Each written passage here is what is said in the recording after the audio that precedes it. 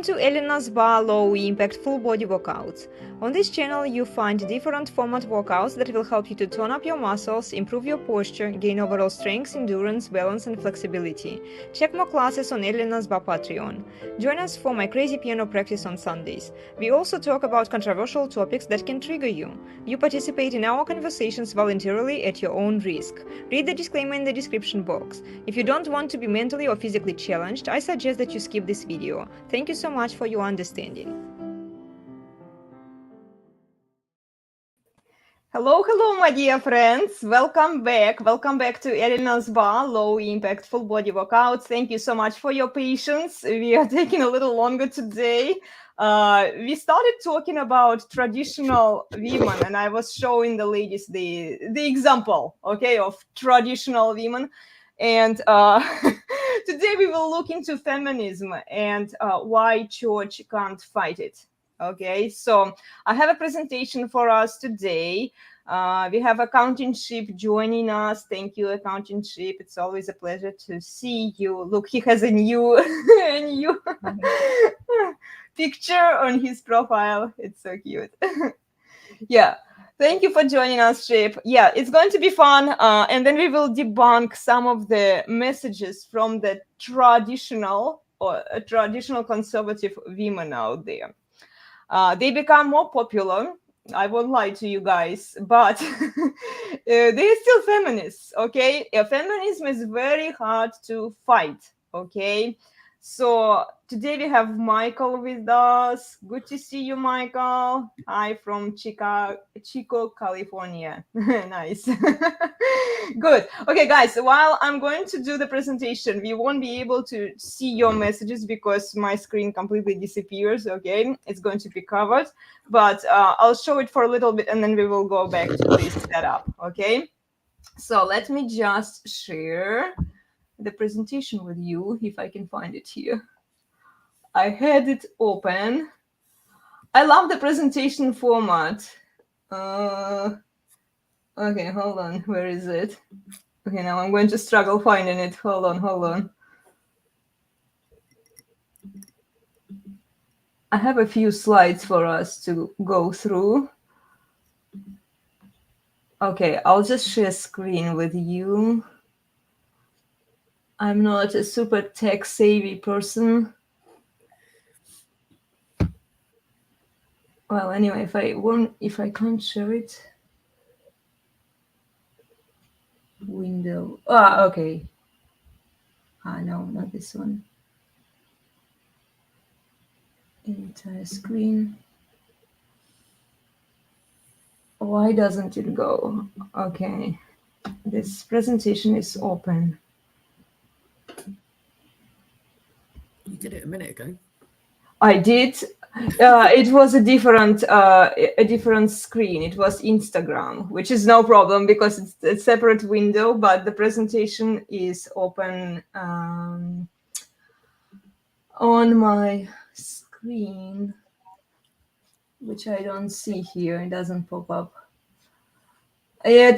Sorry, guys. Stay with us for a moment, okay? It's very interesting. Okay, well, let me just get into the definitions then. I won't be able to share the screen with you for the presentation per se. I'm sorry. I'll just read what I have there, okay, for you. So the definition of feminist propaganda, okay? So what is propaganda?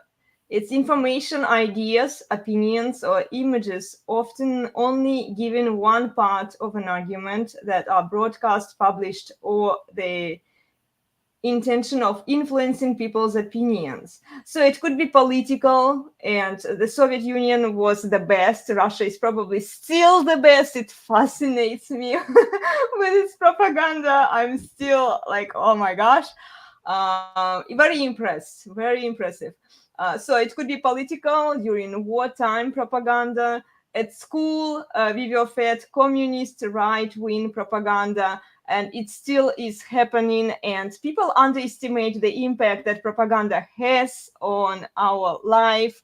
It impacts our actions, our behavior, and we can even deviate from our natural state of being into doing certain things that we have never thought of doing.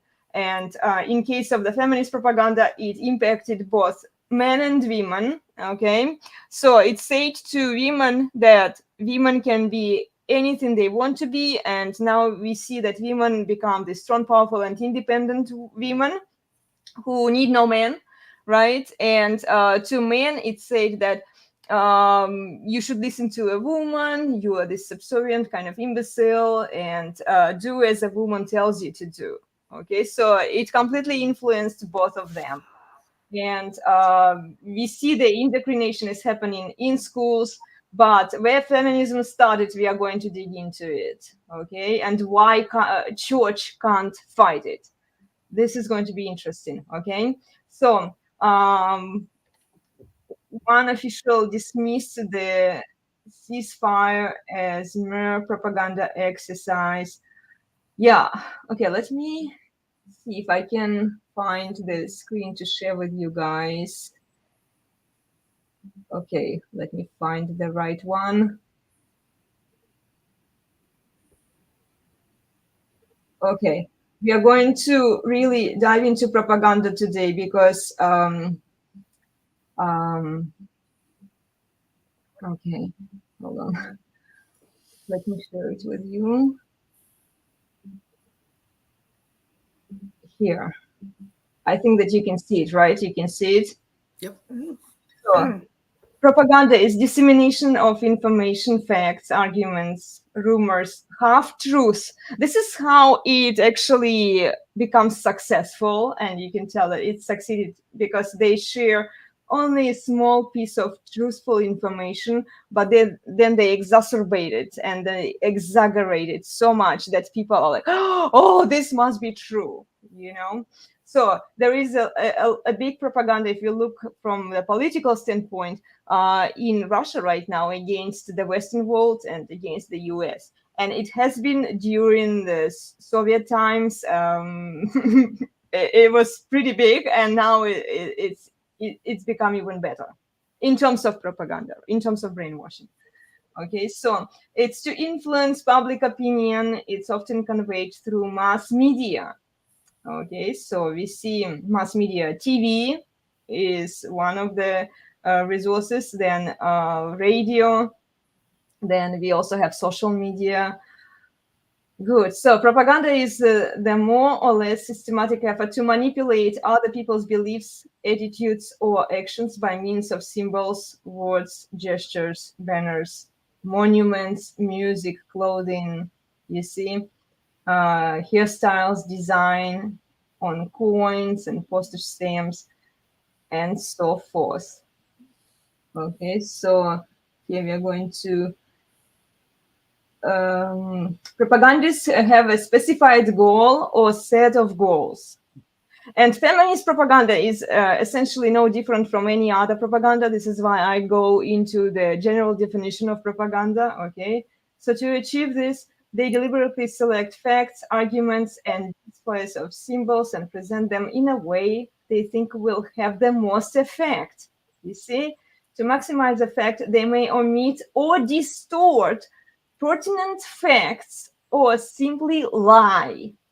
And they may try to divert the attention of the reactors, the people they are trying to sway from everything but their own propaganda.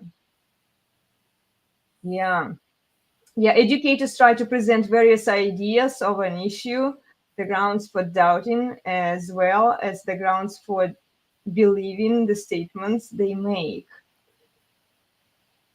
Yeah, propaganda is big in school system, in educational system, in colleges, and it kind of goes underneath. So you have to really pay attention to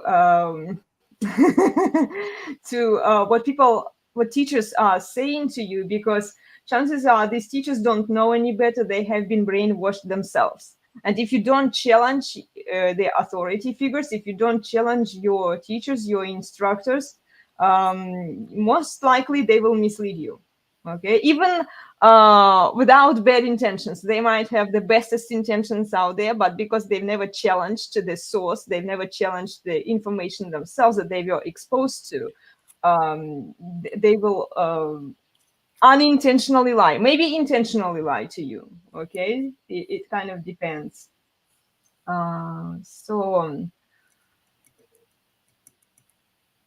Yeah, initially the meaning of propaganda was different. It's interesting here.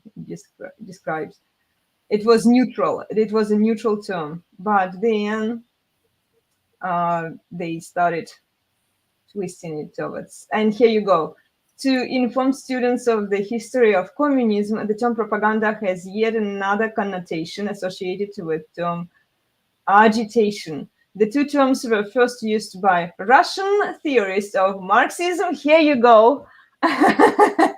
So, communism and communist propaganda is based on the Marxist theory of equality, right? And we see that feminism is based on communism. Both of them are aiming for equality.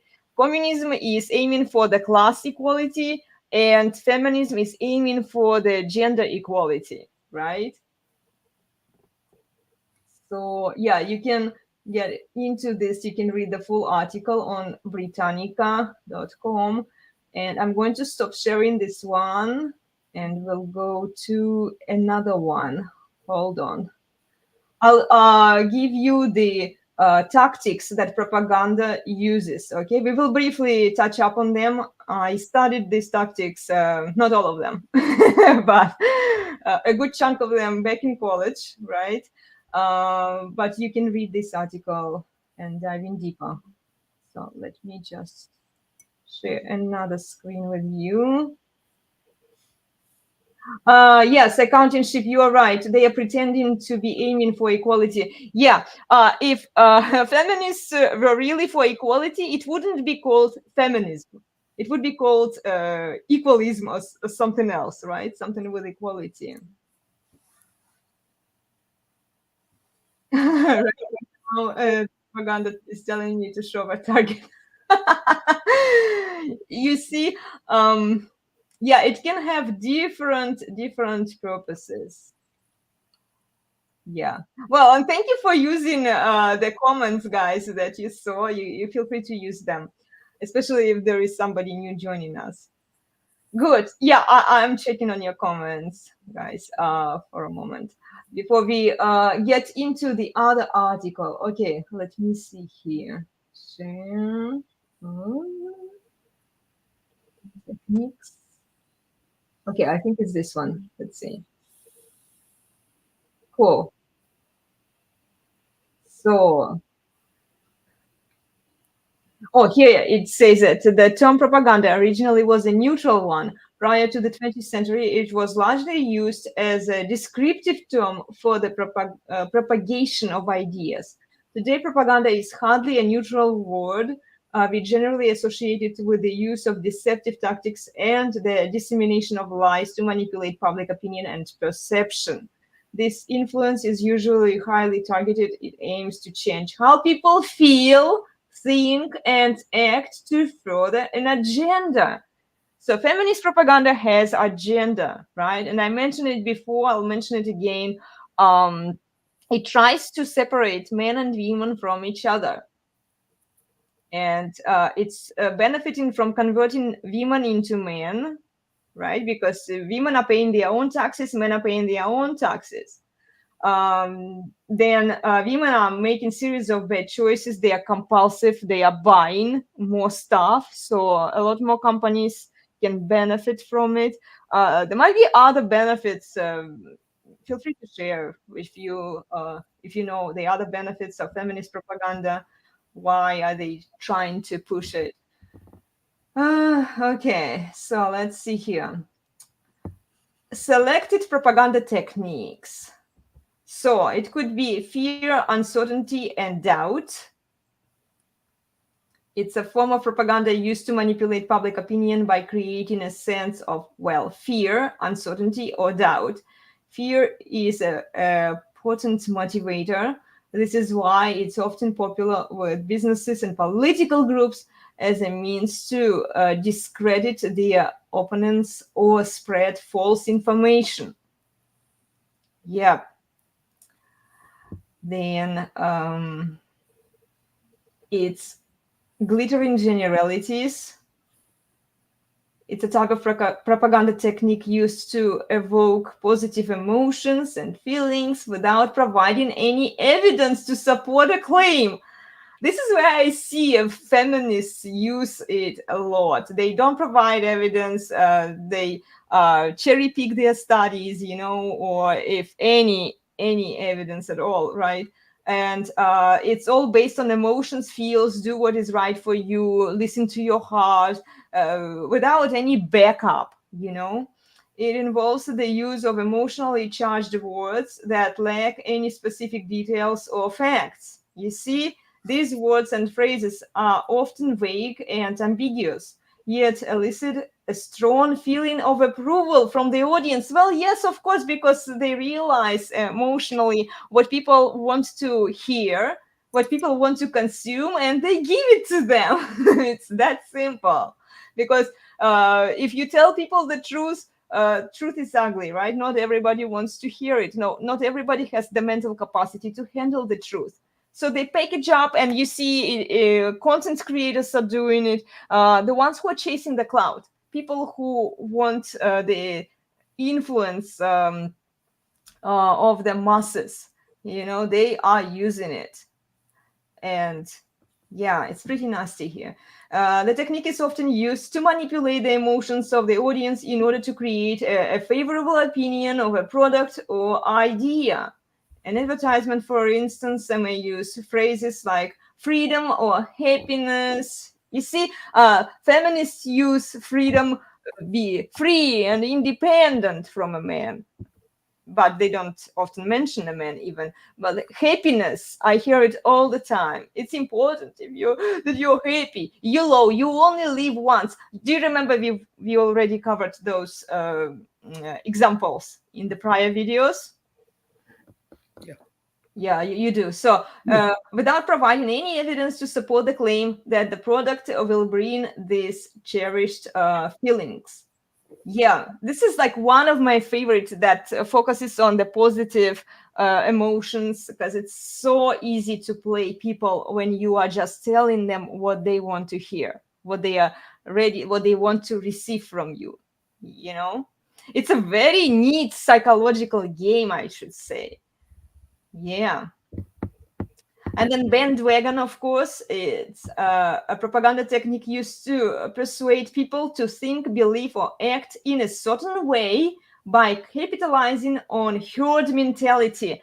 Oh my gosh. Okay, this is where we see feminism is presiding to. Women see what other women do, and they want to do the same thing. Just because other women do it, the herd mentality, right? And women are like packed animals. They want to be surrounded by other women, right? And they behave like other women.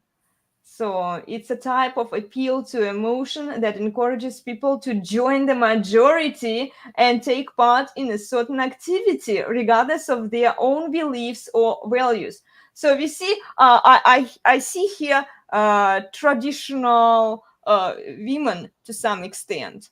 There is a lot of hatred going towards traditional women from feminists, right? Because traditional women don't follow the feminist agenda, where the majority of women are today. Yeah. But then those women, they try to fit in the society, and our society today prioritizes, it normalizes the whole behavior, right? So even these traditional women, they can't bring facts. They still have to follow the main principles of feminism in order to get clout, in order to be popular.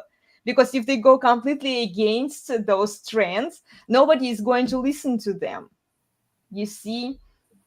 So they're still feminists. They are just lesser degree, let's say, okay?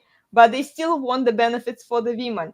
And this is where we are heading into this topic, okay? The topic of today is the traditional conservative women are still feminists, okay? They are still following the feminist agenda. They just don't realize it. So the bandwagon appeal is a highly effective form of propaganda because it plays on the psychological need to fit in and be accepted by a group. Yeah, it implies that everyone is doing it and that if you don't join in, you are missing out on something. You get it, right? This type of propaganda is often used in marketing campaigns, political campaigns, advertisements. We saw it like FOMO, fear of missing out, how they say, oh, this is a limited discount only for a few days, and people rush into buying a certain thing or a service. And other forms of communication to create an atmosphere of enthusiasm and conformity. Yeah, conformity, psychology of conformity. It's we saw an example when I was taking psychology classes back in college. So imagine an elevator, right? Imagine an elevator, and there are people who are facing the elevator, the doors of the elevator, right? When they open, usually. And the person enters into the elevator, right? And then he's turning to match everybody else. He's turning his face to the doors of the elevator. He's not standing against all the crowd who is looking at him the opposite direction. Does it make sense? Yeah. Yeah, this is psychology of conformity. This is when people see what other monkeys do and they do the same thing. Because they can be judged, they can be criticized, and they don't want that, right? Or it's just uncomfortable, right? You see all of this pressure on you that everybody is watching you if you're pissing against the wind, let's say.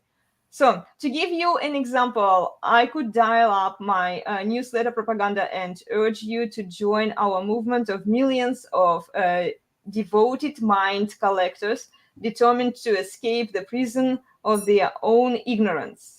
I won't, because it sounds cringe, but you can subscribe here anyway. That's cute. Yeah. You see, the majority of people are doing the emphasis. Everybody is doing it, so you should be doing it too. And this is what feminism used for women, that all women wanted it. How dare you not to want the same thing that everybody else wants?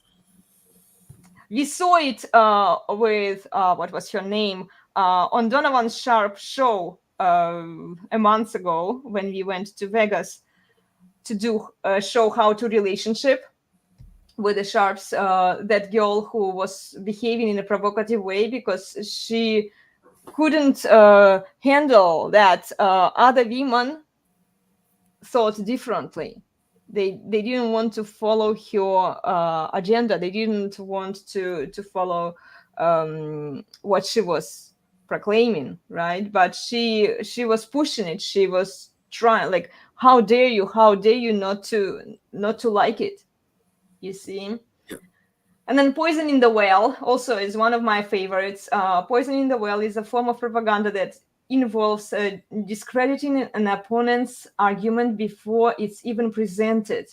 This is done by disseminating negative information or making negative assumptions about an opposing viewpoint. Yeah, it's all assume, right? Assume me, without proof, without evidence.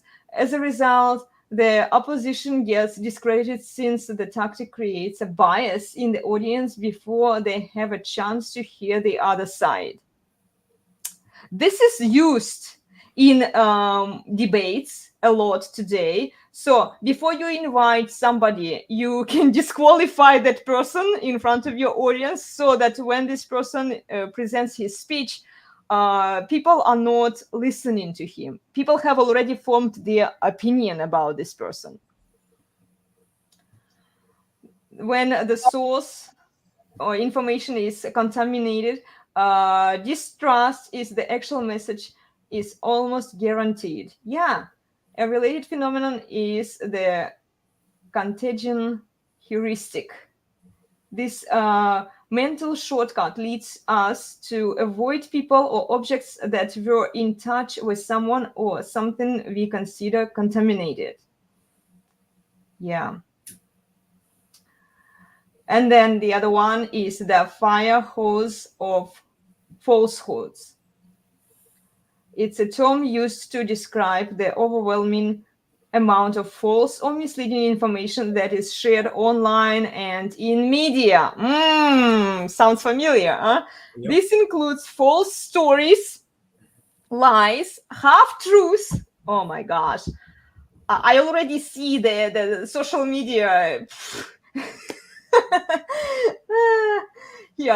Rumors and other forms of false information that are shared rapidly, repetitively, and widely.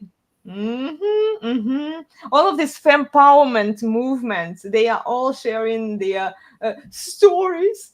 It could be sad stories, it could be whatever bullshit they choose to share that gives them likes, clicks, and engagement. People are writing comments.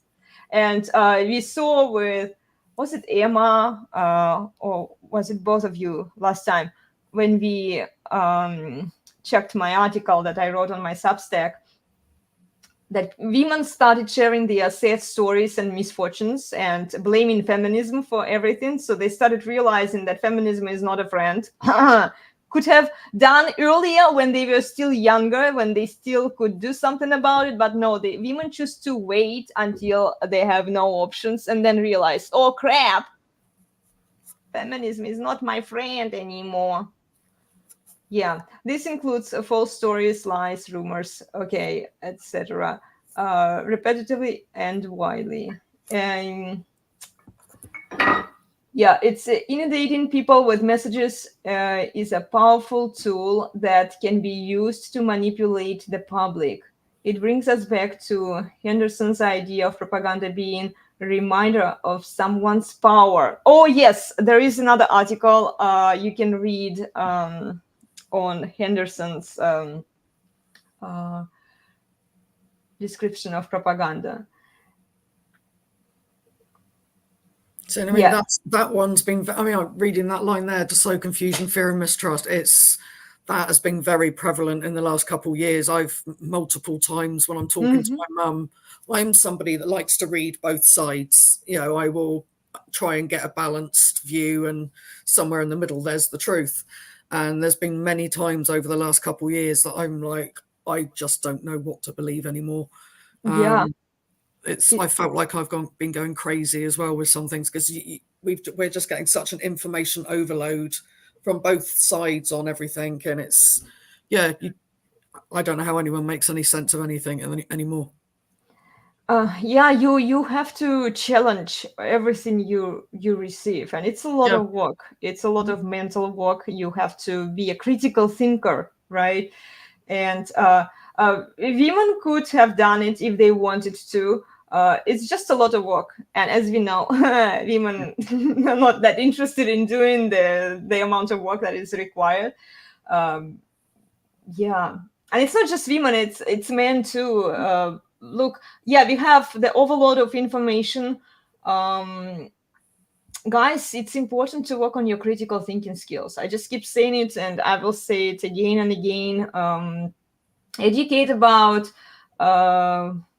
logical fallacies, and maybe take a lie detection course or something. Just kidding. Like learn about arguments. People are using different forms, and it's not all in a conversational way. It's also visual.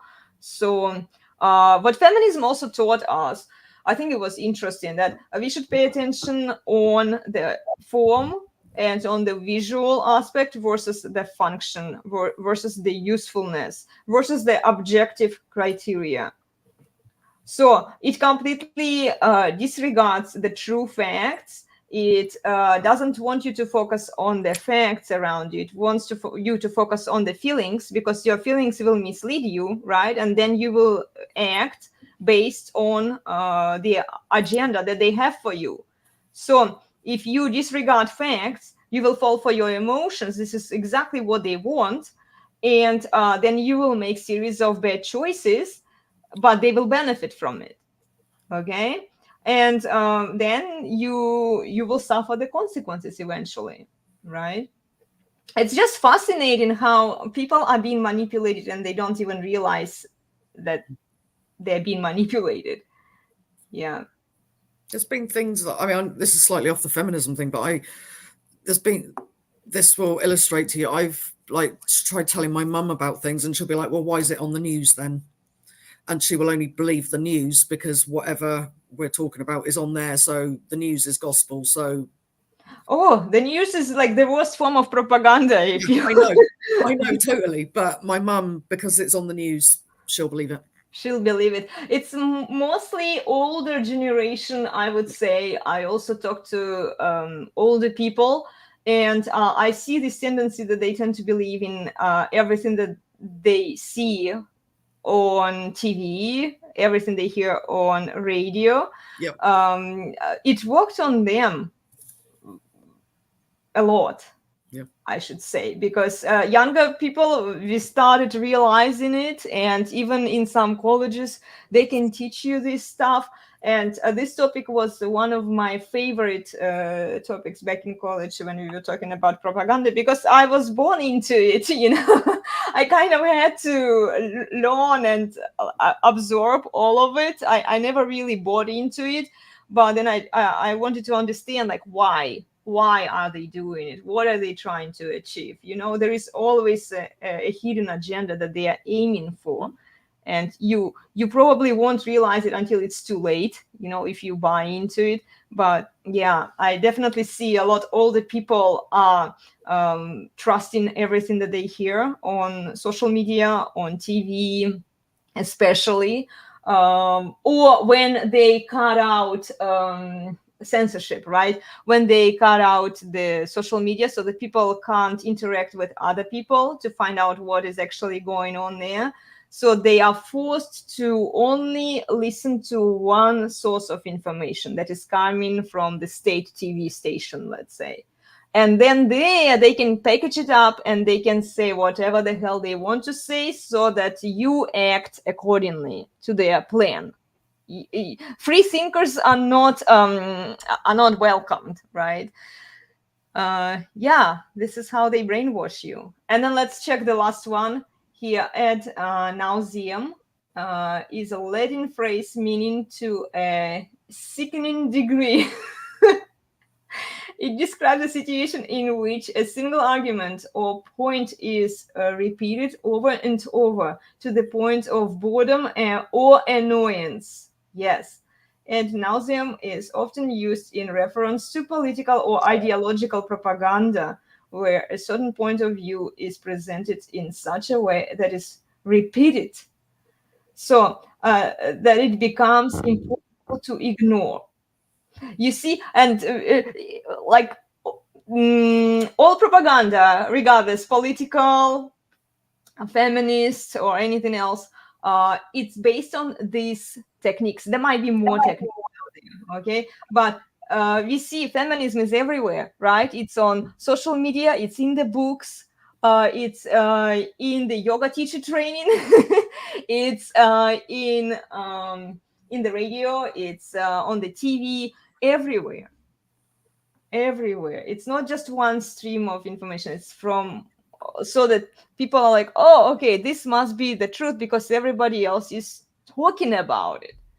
No, in fact, if everybody else is saying this, look for something else, guys. The answer might be elsewhere. Because if you are doing the psychology of conformity and do what everybody else is doing,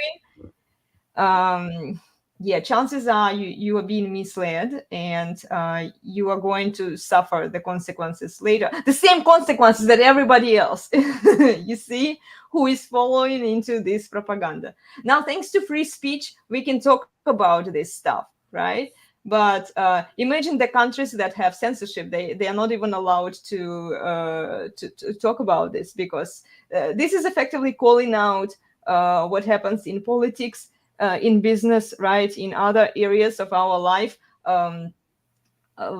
things that don't have good impact long term on society.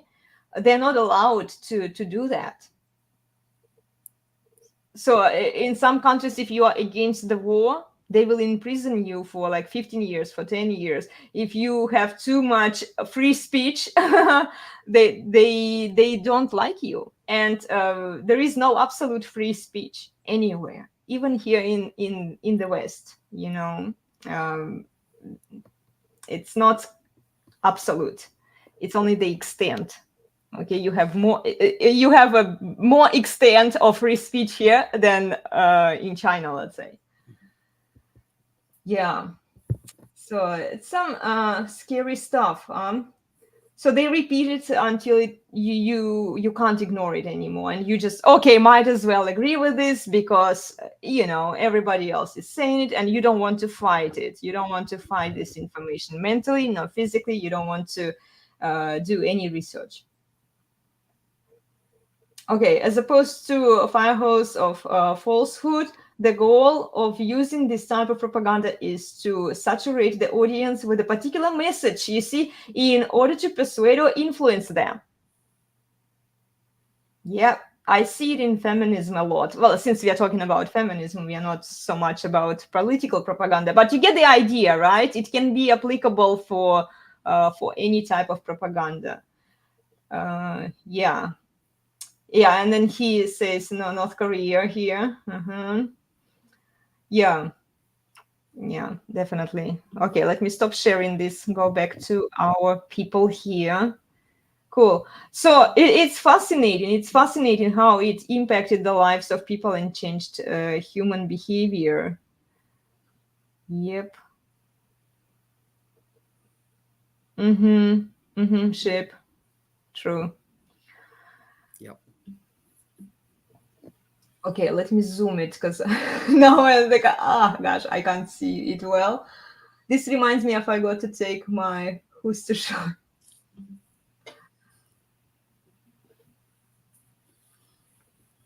Yeah, the same with the vaccines.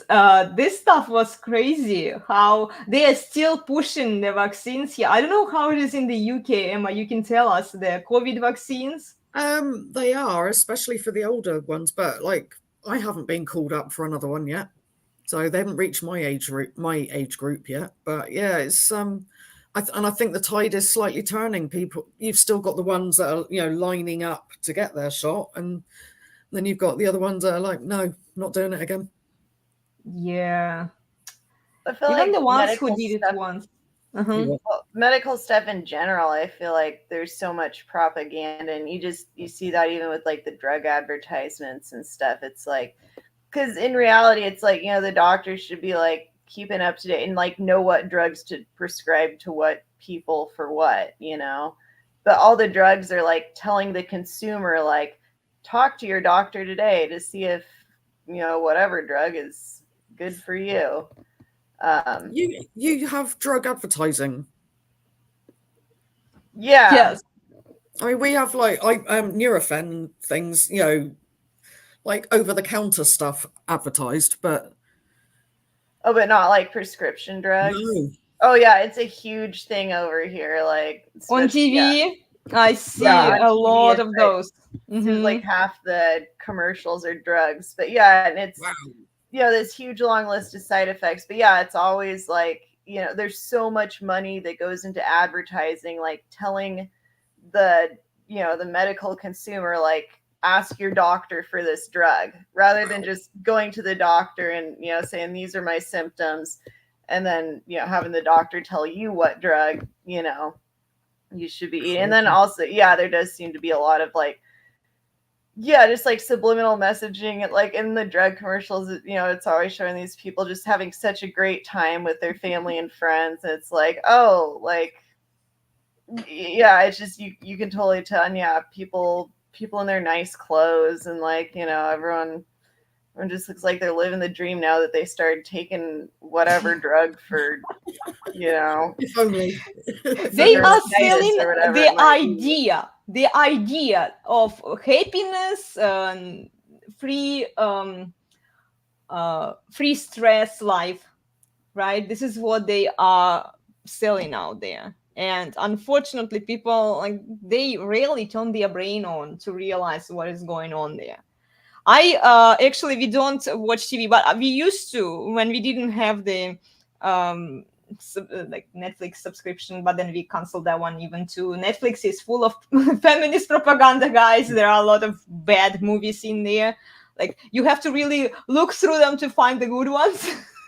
So we canceled it. Now we are only on Amazon Prime, but sometimes we go visit our parents-in-law and they have the TV running, right? And you can see the commercials and there are a lot of ads, like a lot. I think ads here, they are run like every 5 minutes, so they show you the even if you're watching a movie, let's say on the cable TV, or what is it called, so you're watching a movie and then they boom ad, and then again in 5 minutes, so they give you only a small section of the movie and then everything else is ads. And like, I hate this, so we completely canceled it. We don't watch that TV anymore because it's just a waste of time. Like, out of the whole movie for 1 hour, you will be watching it for 5 hours because of all of the ads out there. And then they trim it, and then like, okay, next time, now new movie here. So even in Russia, they did it in Russia too, but in Russia at least they had it like every 10 minutes, or maybe like every 15 minutes, so you could get like a longer movie aspect, and then 5 minutes of ads. That's how it is on our normal TV. Kind of, no, yeah, this is the normal Every TV, 15 minutes, and it's about 3 or 4 adverts. It's enough time to go and make a cup of tea and have a quick go to the bathroom. Right. So it wasn't super long, but now I don't know, maybe with everything that is happening in Russia, they could increase the amount of propaganda and ads that they have.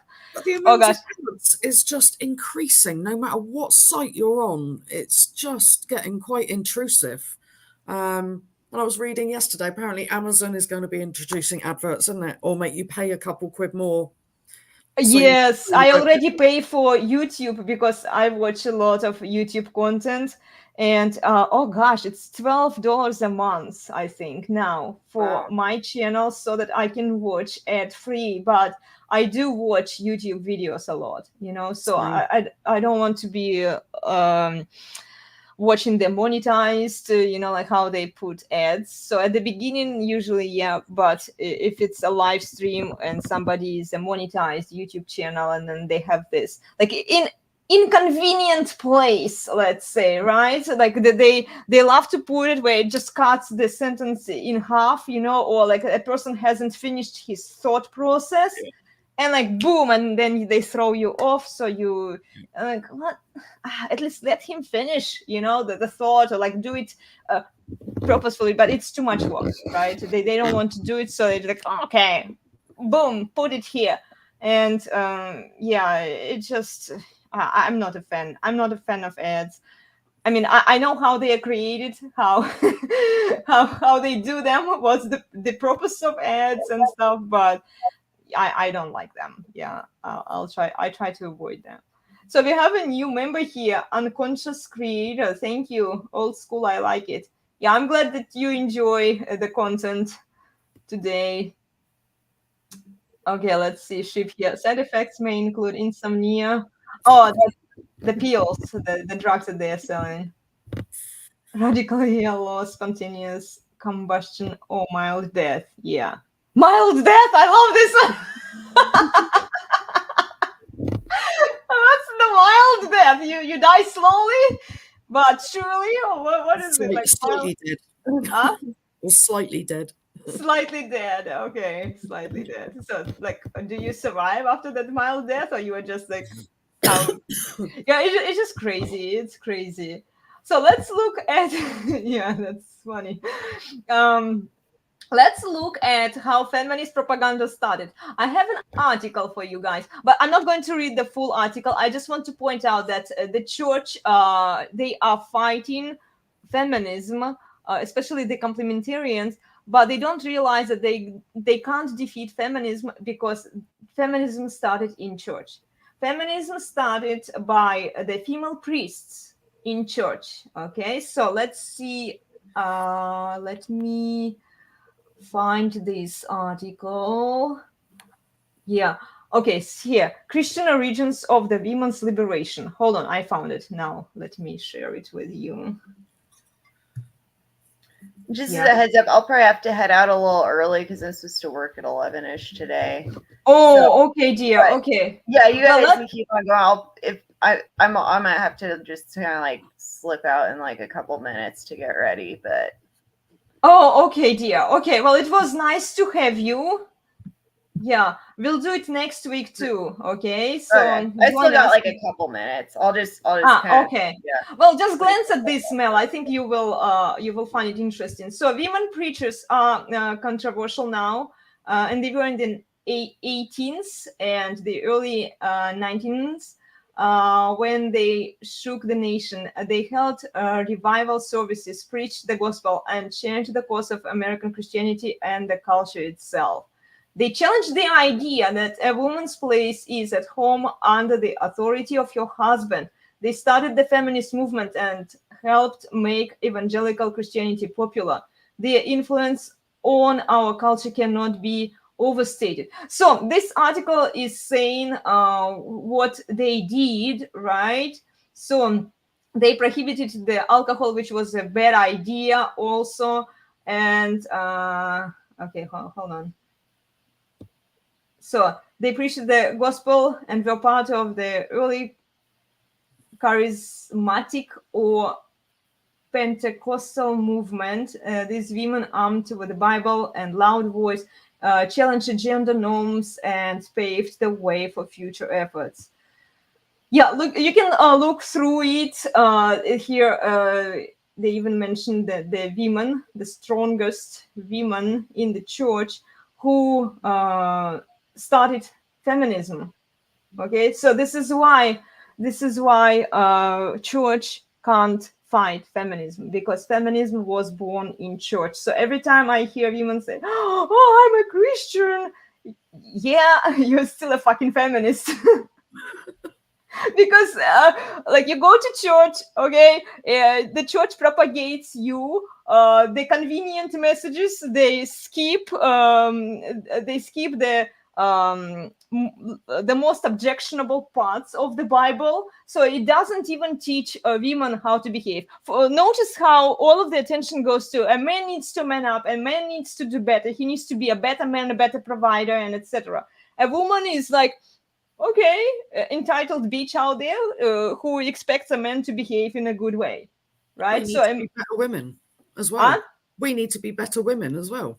Well, yes, but church doesn't preach that. There are a few. I think there are 3 churches here total in the US that actually are focusing on improving female behavior too, right? But most of the churches, they are putting the words into God's mouth. Something that is not said in the Bible, they are twisting it.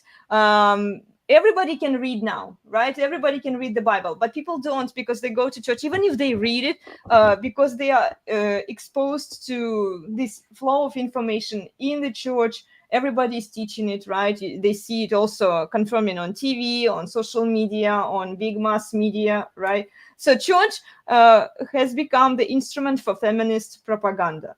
You know, this is why they can't. They just can't do it. They can't fight feminism, because feminism started in church. So when women were abused by their husbands, there was this time, right, in the evil patriarchy, as they would call it, the church overcorrected, you know, and then it said, you know what, now men need to be submissive, you must love your wife, you must do these things, right, for your wife. And then it didn't correct the female behavior. And now what happens now? So women can cheat, women can lie through their teeth. They can get away with a lot of evil things that they commit, even in their relationship with their husbands. So a woman cheats, a man comes to church, a place where it used to be for men as well, right? And church tells him that he did something wrong because she cheated on him. He must have done something wrong. This is why she cheated on him. So it's never her fault. The church will blame a man. So men check out from church now, and women are the ones who are presiding. It's like coming to where it started, right? Where it started. First, it was for voting. Does like depend a lot on the church. Because yeah, I mean, there's some churches that are so. I remember like going to one that they like took it so far as to say that like men are saved through Christ and women are saved only through childbirth. Like that so I mean, yeah, like I said, I mean, and when you get into like the whole like evangelical, that means basically like wild card. You know, it means that you're not under a certain set of rules like the Catholics or the Anglicans or the Baptists or the Methodists or the Presbyterians. You're evangelical, you're like does not fit one of those. It's like the last box you check, like doesn't fit into any of the other categories. And so like I think it probably, you know, regionally, yeah, there's huge variation in like what evangelical means. Cause yeah, like I said, some of them are like, you know, so far to like, you know, to like literally say, you know, believing that women are like subhuman. And yeah, that same church, like he did do an entire like sermon once on how like being overweight is a sin that will like send you to hell. Mm-hmm.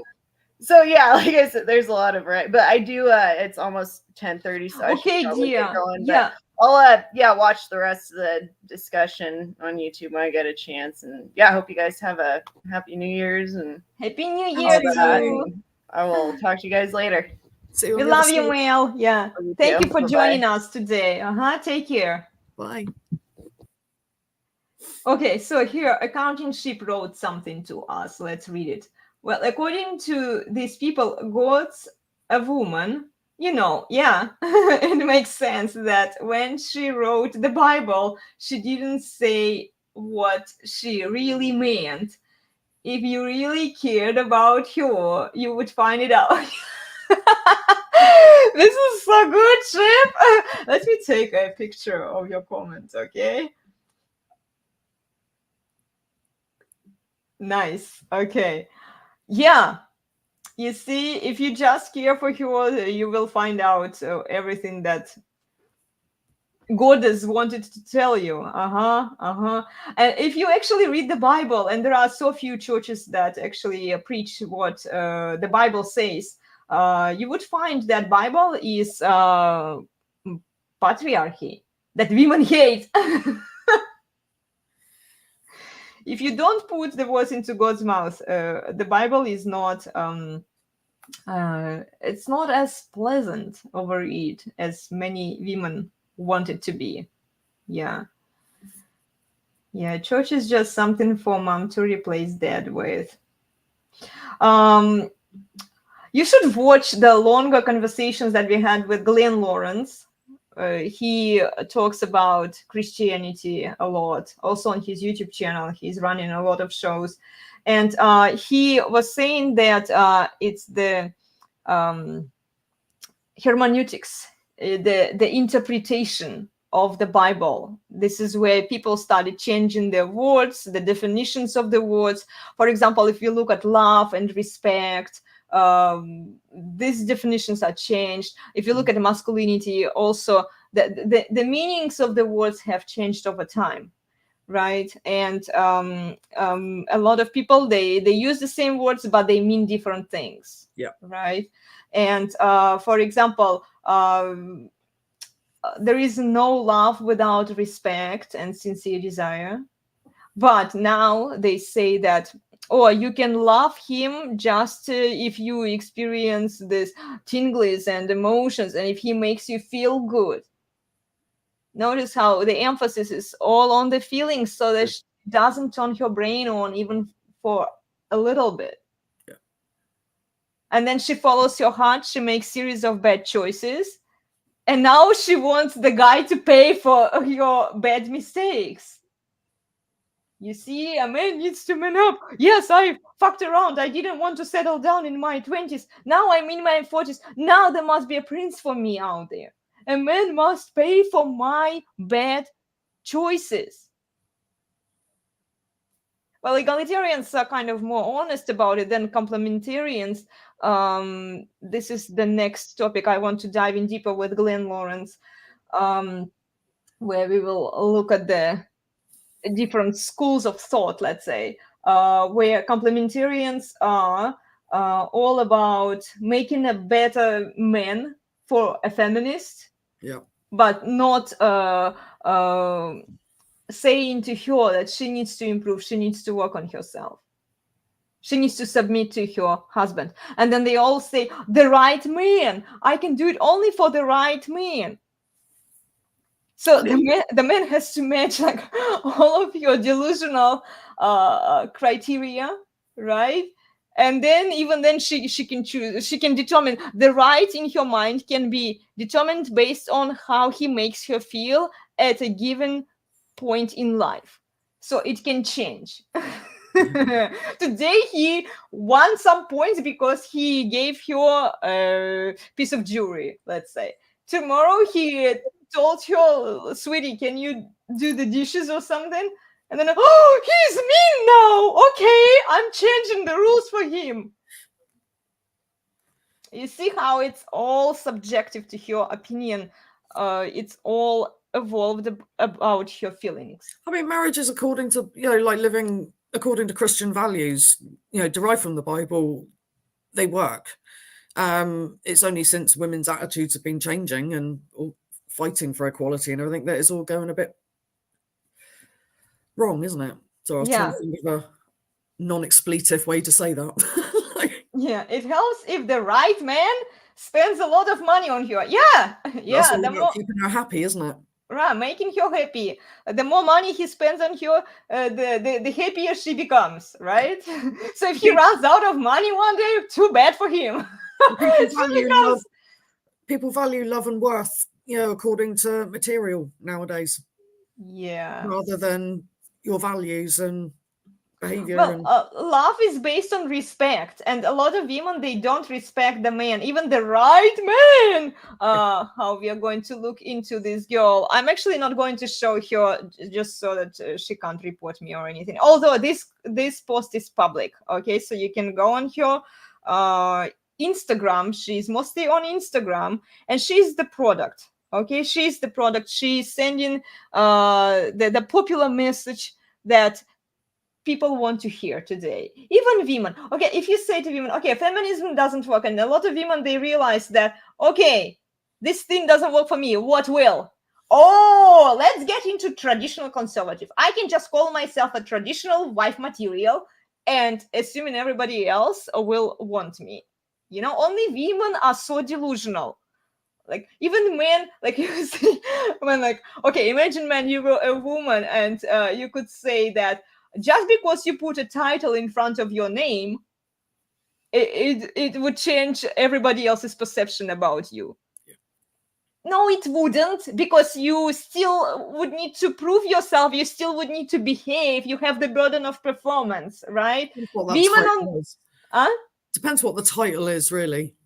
Well, if you like, if let's say a man had a title of a traditional man, let's say, they usually don't put it out there, but they expect it to behave in a traditional way, right? Yep. So that they are suitable for the woman. And the woman, when she puts, I'm a traditional wife, I'm a traditional woman, so she implies that she refuses all of the ideas of feminism. But does she really reject all of the ideas of feminism, or she expects everyone to be blindsided by her saying that she's a traditional woman? I see it with a lot of Christians out there also. Like, they call themselves Christians, but they don't behave in a Christian way. Look, I don't call myself an expert in the Bible. I talk to people who know way more about the Bible than I do, and I refer you to them, right? Like Glenn Lawrence. Yeah. But even what I've read so far with Glenn and my husband, when we were doing a couple of shows with him, I can see there is a mismatch in what they are saying versus what they are doing. You see? So I don't believe when people say something. I believe it when I see it. When I see improvement in women's behavior, this is when I say, okay, you are moving forward, right? Good job. Okay, good job. Right, I can say to you, Emma, because you started to open your vision and seeing the real facts. I'm happy, right? But when women are so into their delusions and they are doubling down, and like you throw some challenge at them, and they're like, "Hello, Jesus is still my boyfriend," and la la la, all of that crap. No, he's not your boyfriend. I know. But like one of them literally said that. I know there's loads of them, but yeah, no. So yeah, now they are calling themselves traditional conservatives. Look, I don't call myself traditional woman. Okay, I don't call myself that because I know that we are so far gone from traditional. It's like, feminism. Feminism is in every one of us. It's just the extent you can manage it, right? If you start educating yourself, if you start realizing that it doesn't match the truth, but you can't cut it out completely because you were still acting upon it in your 20s. This is where I see older women start coming to the realization that where are all the good men? I'm in my 20s and feminism lied, feminism betrayed me. Oh, it's so evil. I'm such a victim here. I'm like, no, you're not a victim. In your 20s, you benefited from it. You enjoyed free sex without consequences. You had your degree, or even multiple degrees out there, right? You did everything that feminism told you to do, and now you are like, I'm no longer a feminist. I don't associate myself with feminism. Yeah, but you still are. The fact that you can't take the blame for your own actions, you can't take accountability for your own actions, tells me that you're not accountable. And this is what feminism teaches you, like, just blame it on somebody else, right? Let's see what guys are writing here. Oh yes, sheep. Shame this horse. Yes, I'll say it again.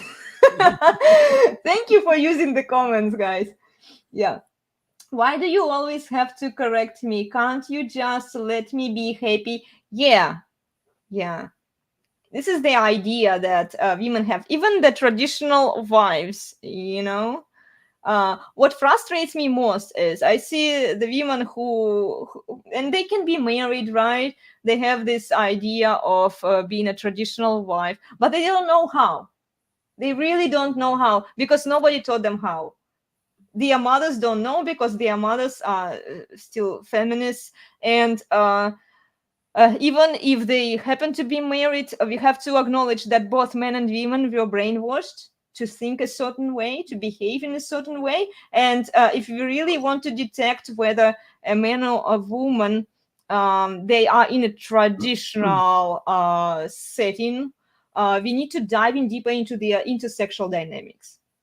So if you really want to understand whether the girl comes from a traditional family, check her mother's and father's relationship, their intersexual dynamics. This will tell you everything you need to know. If a mother is presiding and she's ruling there, and the father is like, yes, sweetie, what do you want me to do? Yes, ma'am. Yes, ma'am. This should tell you everything about your future potential girlfriend or wife, in case you want to wife her. Hi, Ashton is here. Good to see you. Yeah. a new profile picture. Yeah, you noticed that too, right? Yeah. You see, this is where I'm struggling with the traditional conservatives. You They make me feel really good because I'm looking at my mum and my dad. They're very traditional. They're very traditional, so Yep. he's the one who takes their decisions, and she's submitting to him. Yeah, well, that's a good sign. I mean, as good as they might still have some issues still, you know, nobody's perfect, but as good as it can get. Okay. How 1988 they got married, so that they've been 30 something years, 35 years, something like that.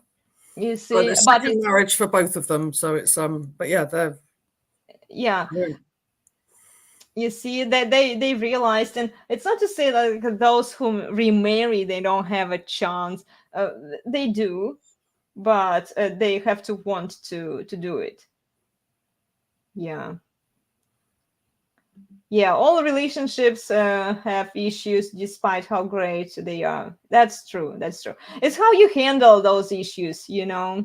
This speaks for your maturity. If you are leaving the guy the moment that he doesn't do as he's supposed to do, but he does everything else, you know, like when I shared with you a post that Donovan Sharp made, that women ruin their families in pursuit of happiness.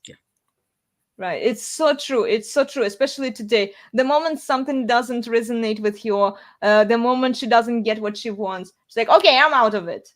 I don't want to bother. He doesn't even deserve me. I'll find a better man who will comply. Good luck with that. Good luck.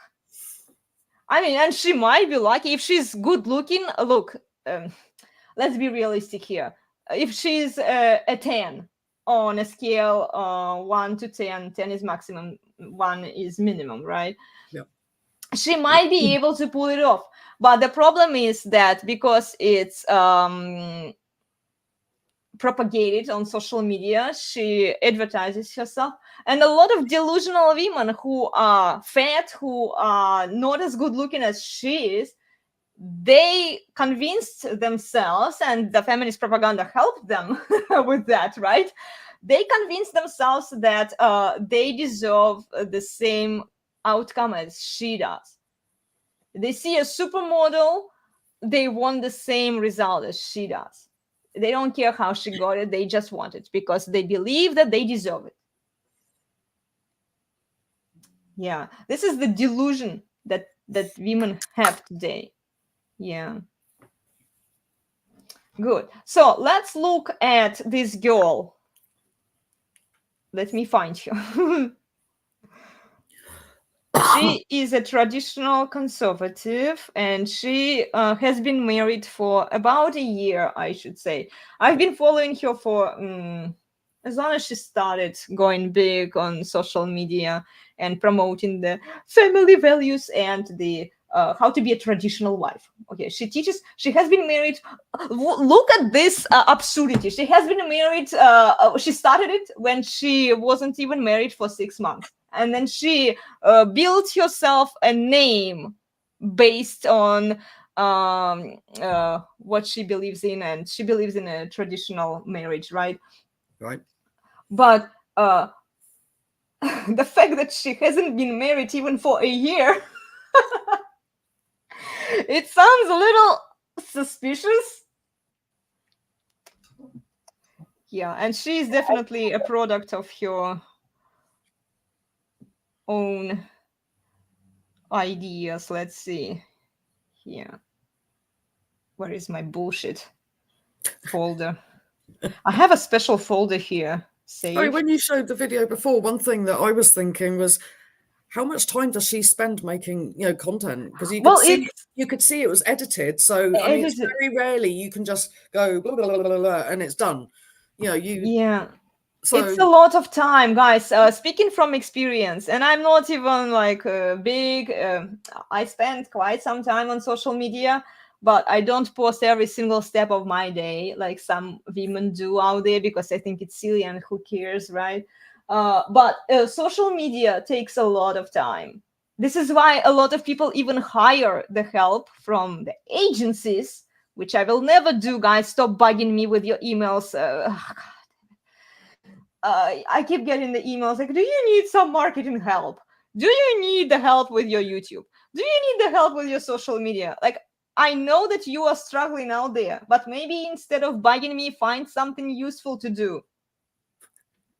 Seriously, go change your specialty if you are in such a desperate need for somebody like my channel size. I'm a small channel, okay, and I even don't have a specific desire to go big with it, because I prefer quality over quantity, and I prefer the message to get out of there. I'm not chasing the cloud, okay? Go find somebody like you. Ask her if she wants some help. She might say yes to you. Yeah, because she's such a busy housewife, making all of these videos for Instagram. Exactly. instead of actually living the life with the man that she loves, and she puts him on social media, and he's such a simp. Oh my goodness, he's such a simp. She was saying, I was thinking of quitting in one of her posts. I was thinking of quitting social media and YouTube because like she realizes it's not as fun, right? Like she gets some hate from people, and but my husband encouraged me to stay on it. I'm like, idiot. You're going to share your wife with the social media eventually. Now your days of marriage, you can count them. You know, well, maybe he will last a few more years with you. She's not bad looking, okay, and she's not the toxic, super toxic feminist type, okay. She's still a feminist, but the extent, okay. We keep talking about the extent, so she's not the worst, okay. Yeah, but he like, yes, dear, do this, and then she puts her books up there, you know, like she, yeah, all dolled up, all dressed up, all visual. As I mentioned before, feminism taught us how to ignore facts and functionality with the usefulness and replace it with the visual aesthetics, you know. And this is what she's portraying. She's portraying the 1950s aesthetics. She's wearing the dresses, she's wearing the makeup, you know. She spends a lot of time, like, yeah, maybe she's cooking, she's baking, she's doing other stuff, but she definitely has no time for other wifely duties. Like, if you are a traditional, why don't you have kids? Oh, wait a second, pursuing your career and your social media journey is more important to you than having kids? If you're a traditional woman, this is why I don't call myself a traditional woman. Like, look, you want to be a traditional woman, why don't you have kids? Oh, wait a second, if you had kids and if you were actually following your traditional viewpoints as you portray them to be, you wouldn't have time for this crap. You wouldn't have time for social media with kids. No. Okay, let's listen to her. She gives women advice how to be a traditional wife, as if it's that simple. I bet that if it was, I'm poisoning the well now. Okay, I'll let you listen. I'll let you listen to her, guys. Sorry. Disregard everything I told you about her, okay? Oh gosh. I wish I could show her to you, but she might report me or something. I was already reported once. I don't want it again, but it might happen anyway. So let's do it. Hold on. Here. Let me turn it up. How to become a traditional wife. Number 1, embracing ultra-traditional gender roles into your marriage. The man, he is the provider, the main breadwinner. He goes out of the house and works. The woman, the wife, she is the homemaker. She takes care of the home. She takes care of herself, and she does the cooking and the cleaning. Number 2, and I cannot stress this enough, you have to marry the right man. If you marry a guy who in your dating life, he showed abusive and control tendencies, this is a disaster waiting to happen, because when you become financially dependent on this man, he will abuse all of that. So make sure that you take your dating life very seriously. If you are not dating to eventually marry that person, you're wasting your time. Number 3, learn to cook, learn to clean, and learn how to host. I probably got in the kitchen at like 3 years old with my mom, and she taught me how to cook, how to bake. She taught me how to clean, although I could definitely progress on that. Cooking and cleaning are life skills that can benefit you and your family forever. Number 4, you have to have something for yourself. As a traditional wife, you are spending a lot of your day catering to others, whether it is your husband or your family, and it's important to have something that is meant just for you. This could be sewing, this could be painting, I don't know, ice skating. Find something that is just for you and put that in your life every single day. And number 5, and I mean this in the best way possible, upkeep your beauty maintenance. Men, husbands, they're very visual, and I'm not saying put a full face of makeup on every day, but I do mean to pull yourself together and to make sure that you look presentable, whatever that may mean to you. For me, full face of makeup. I love house dresses, and that's just me. But make sure you are keeping up with your beauty and yourself. You are fit, you are healthy, because you and your husband will benefit from this. There you have it. A couple ways you could become a traditional wife. Bye. So cute.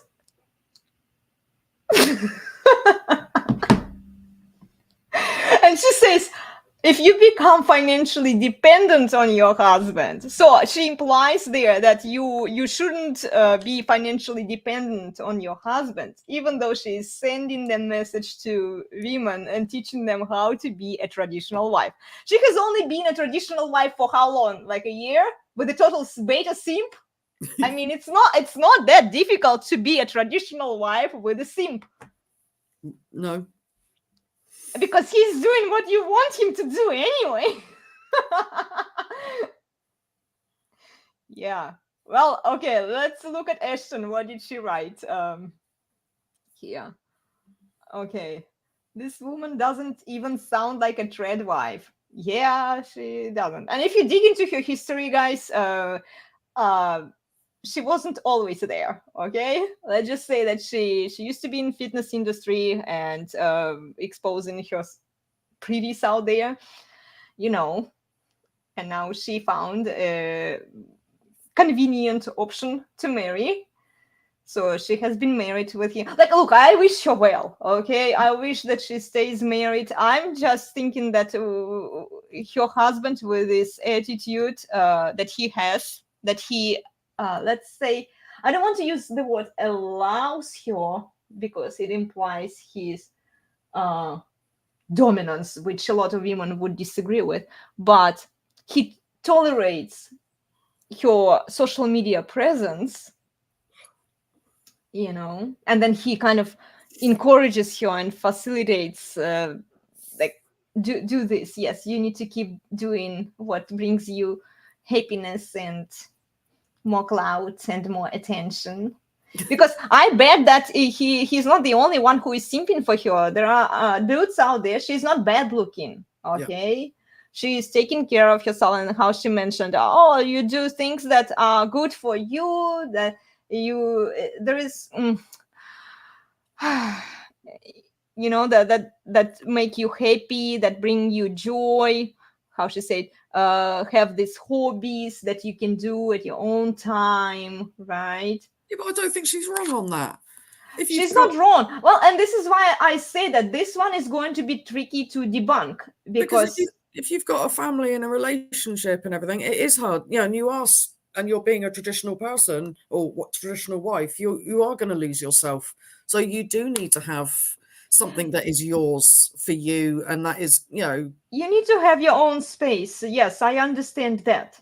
The problem that we have with the female mindset today, if you say it to a feminist woman, even if she's pursuing the traditional values and traditional sort of relationship with her boyfriend or husband, she's going to take it in full mode, right? And she will go like all in. Oh, I do everything for myself. I do what feels good for me. Screw this man. I'll use him. And she may not say it, but she will behave that way. You know, so you have to be careful who your target audience is. And with her portraying herself on social media, a lot of dudes out there are just simping for her because they want her as a wife. You know, Sorry. that's okay. Yeah, they wish they like this man thinks that he is lucky because he found her, and she is kind of cute. Okay, I'll give her that. But like the message that she's sending out to women, I don't think that it's an accurate message. Yes, there is some truth to that, but it's not complete. Yeah. She's not talking about submission in neither of her posts. You know, she's not talking about submission. And yeah, she's not talking about you women need to give up your power and control. She's not talking about the power dynamics. You know, she does get the gender roles. Okay, yes, she's teaching women how to cook, like how to clean. You need to do this, you need to do that, right? But she's not actually saying anything what the Bible would say. And as far as I know, I think she's also a Christian. So, like, if you hold yourself to a Christian standard, we are going to hold you to a Christian standard. Well, if you call yourself a Christian, we are going to hold you to a Christian standard. It submission. makes sense. Huh? And that includes submission. Yeah. Yeah, because you can't be a wife to your husband without submission. And then she says, the right man. Is she claiming to be a Christian, though? Huh? Is she claiming to be a Christian? I think she kind of did. Like she goes to church, and Okay. yeah, she did mention it in her prior. Like you have to really dig into her history of what she was posting there. Yeah. You see, I don't go to church. I mean, I try to understand what the Bible says. I prefer faith over religion, right? And I prefer to act. You know, to show with your actions, show with your behavior what your beliefs are, right? I don't like the form. And a lot of people will say that, oh, who are you to talk to us about these values if you don't go to church? So they value form, they value visual aesthetics over function. And this is welcome feminism. Welcome feminism. Yeah. Yeah. Okay, let's see here. Okay, Ash, just for you, since you are supposed to be sending me that book anyway, what book are you talking about, guys? Okay, let's look at Ashton here. This is my issue. I like men who dominate me, then have equal domination. I see. Well, you can't have equal domination with the men who dominate you. Okay, there is nothing wrong in wanting a man who dominates you. It's actually biological. And feminism taught women how to disregard their biology and nature. Let me quote here the book, a fragment from the book by R.P. Thor. I have it in my presentation, but I can't share it with you guys for some reason. So I'm going to read what he wrote there. So he's talking about masculine men, right? I'm just going to go and get a drink. I'm within earshot though, so carry on. Okay. Well, let me wait then with this one because I want you to hear it. Cool. Let me just read the comments then.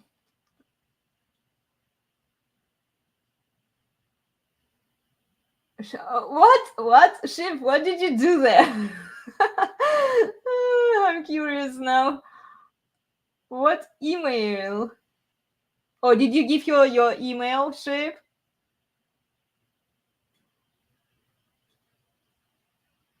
You're so funny. Well, anyway, let's get back to R.P. Thor and his book, A Dominant Masculine Presence. I highly recommend you to read this book, guys. Okay, if you want to understand how to be a masculine man, and not just that, but also understand what it takes for a man to be a masculine man, and what happens with women. So here you go. Great leaders are masculine and dominant. It's why so many women in corporate America find themselves adopting masculine characteristics that conflict with their own innate feminine nature. This makes female leaders much less attractive to masculine men. It's the price they pay for pursuing masculine roles and adopting or developing masculine traits necessary for intense leadership. You see? And he's talking about the corporate America, where women are like, oh yeah, strong, powerful, and independent. I can do it all by myself. I don't need no man. And then yet somehow she wants a man. She wants a man, but she doesn't just want any man. She wants a strong, rational, masculine man. You see? So, Ashton, coming back to your question here, or your comment that here, you want a man who dominates you. Yes, all women want it biologically. You are not exception, okay? But then have equal domination. You can't have equal domination. Okay? If you want a man who dominates you, you submit completely. You can't have a cake and eat it too. Or you are dominating him. It only works one of these ways. Something in the middle, it's not going to work. Long term, it's not going to work. I mean, I guess you could say that if you were egalitarian and say 50-50 split, but then you would be responsible for your own stupid decisions. And egalitarians are actually more honest about it than complementarians. They say that, okay, a man still needs to be a man, right? And all of the demands for the man, but at least they don't ask a man to pay for a woman, because it's like 50-50. Okay, so they share the bills. In Europe, in Norway or Sweden, you know, that they have the egalitarian society where it's like 50-50 split. Okay, but it means that a woman takes accountability, 50% of accountability for her choices. But complementarians, they believe that a man takes 100% of responsibility, but 0% of authority, which is slavery. So yeah, equal domination doesn't work. Well, neither party is dominant then, are they? What here? Neither party is dominant. If it's equal. If it's equal, well, ideally, you would think that, but knowing what we know and having been brainwashed with feminism, it's always going to be the woman who will be presiding. They call it equal. This term also lost its definition over time.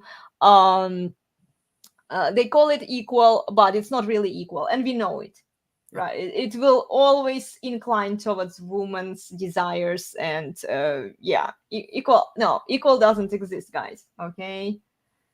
Well, no, I mean, surely if it's, I mean, this is my logic. If you've got equal domination, then you each other's dominance cancels the other one out. Right. Does that make sense? Yeah, it's like you have neither party is dominant. You have 2 ++ batteries. Yeah.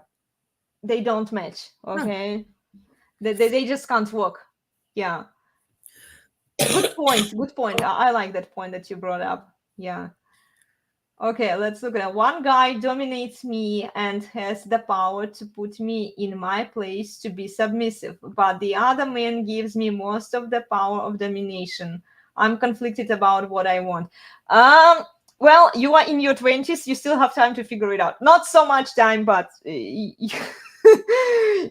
still have a few options in front of you, Ashton. But for the long-term relationship, it's better when a man is dominating. it's really better, because you have respect for this man who dominates you. Because if a man gives you all the power and control, you are not going to respect him, and if you can't respect him, you can't love him. Okay, so love is based on respect and sincere desire. Also, if you can't respect the man, you can't have sincere desire for the man. So if a man gives you all the power, you will be the one taking all of the important decisions. You will be the one who will be like a superhero woman, right? Eventually your female nature will say, no, I can't do it anymore. You will give up. You'll just say, he's not a man, he doesn't behave like a man. So you will want a more masculine, a more dominant man. All women want it. Not all women can get it. Not all women realize it. Look, I'm married to a dominant masculine man, right? He can put me on my tippy toes like whenever it needs to happen, and I respect him for it. And it just the intersexual dynamics is huge in between couples, and you can't respect a man who doesn't behave like a man. A man by nature, he must be masculine, he must be dominant. The fact that we have brainwashed men too to behave in this like simping, walking on the eggshells around a woman and like picking the peanuts out of your poop to see where that poop came from. This one is also from R.P. Thor's book, guys. I highly recommend you to read this book. It's fascinating. It's full of these expressions and There's another famous quote of yours: "Picking the peanuts out the poo." Yeah. Well, it's not mine. It's from R.P. Thor's book. Yeah. I'll ask him if at the moment I monetize my channel, can I do a mug with or something like a t-shirt with this? Maybe I should give him some ideas, how to market it. Yeah. That's cool. That's a good book. Yeah. And then unfortunately, the guy who is more dominant and makes me submissive doesn't want a romantic relationship with me. See, this could be an issue. And dominant masculine men, they realize that they are better than other men out there, and they realize that other women want them, and they can spin plates. Yeah. So well, you're still young. I hope that you have the looks, right? You can still find a dominant man. Yeah, the alpha widows, like if you are ever dumped, let's say, or if you broke up with a strong, rational, masculine man, it's going to have an imprint on you. So you can't look at any other man out there. So if okay, let me say this. Like, let's look at OnlyFans girls, right? OnlyFans girls, the porn stars. They are not healthy representatives of femininity. They are not. They're just whores, right? And they will never commit to one man, because they always want more. They always want independence from a man, right? They value their power, they value their control that they have over their situations, and they don't want to commit to a man. They are proud of the fact that they are alone, that they can spin plates, so to speak, right? Like men do, but now it's a woman who does it. And these women are not marriageable material. Maybe a few will make it into a wife, if they really want to change their life. But in most cases, I've seen a lot of shows with this horse, and they are proud of the fact that they are alone and independent. They don't want to be married because they're comfortable. The simping army is paying for them. They're funding their lifestyle, right? Mm-hmm. And so this women, what was I trying to say? I kind of lost my point. I tried to connect them with the previous point.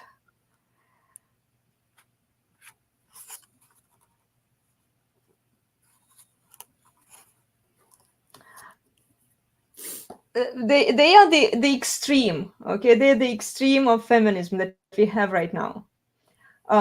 They are pro woman, right? You do everything for the woman, and they all want. They all say that they would commit to a strong, rational masculine man if they found one. Yeah. Right, but okay, I found it. I got it. I got there. We were talking about alpha widows. Okay, so statistically, the more sexual partners a woman has, the higher chances of her to have encountered the alpha man is. So if she fucked with, let's say, 100 men out there, maybe 10 or 8 of those men, maybe a little more, I don't know, if she's lucky, if she's good looking, they would be alpha men. Right? They've had their imprint on her. So she can't commit just to any man. She can't commit to a simping dude out there who's like, oh, my princess, and etc. Right? It has to be a man who is better alpha, let's say, than the previous one. So he has to out alpha all the other guys that she had intercourse with.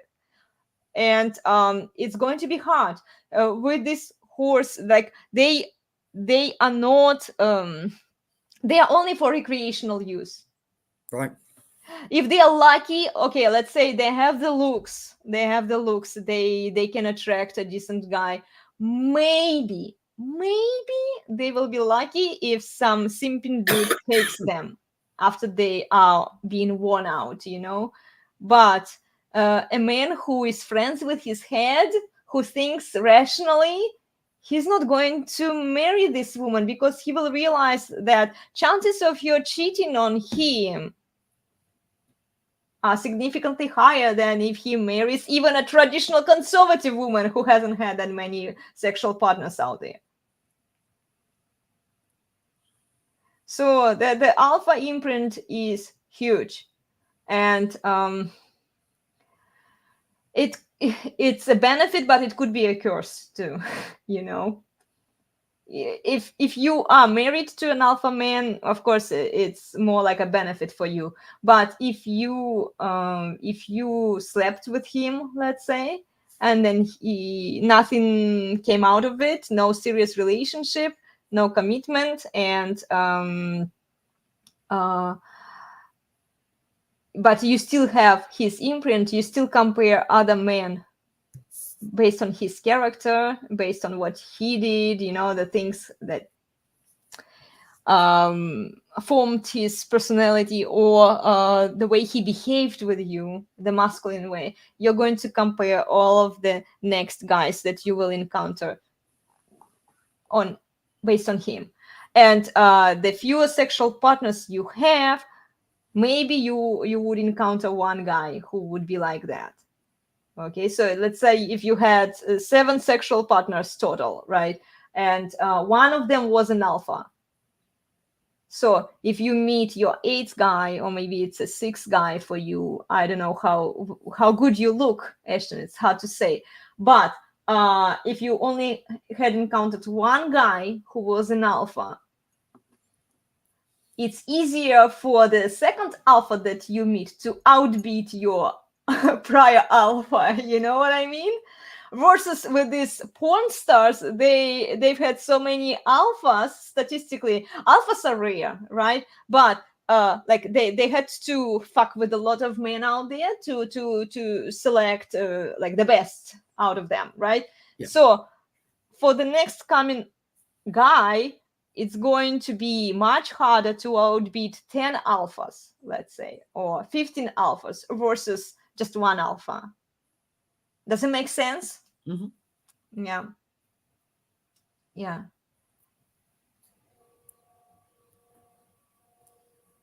Cool. Yeah, this sounds like a good way to get hurt. I agree, Ship. I agree. Alphas can be. Did you read the comment before that one? Okay. Let's read it. Yeah, sorry. Oh, hold on. Yeah, there you go. Sorry. I'm worried I'm addicted to his sexual dominance as much as his presence is dominant. His voice does it to me. It's strange. And then that's what Sheep said, that sounds like a good way to get hurt. It's possible. Yeah. Well, if he doesn't want a relationship with you, does he know? Ash, does he know about the other guy? The one, the dominant, the simping one. I'm going to call him Mr. Dominance.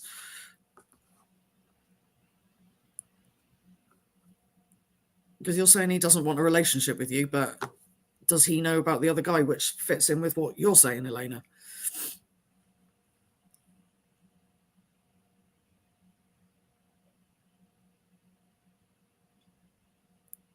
Yes.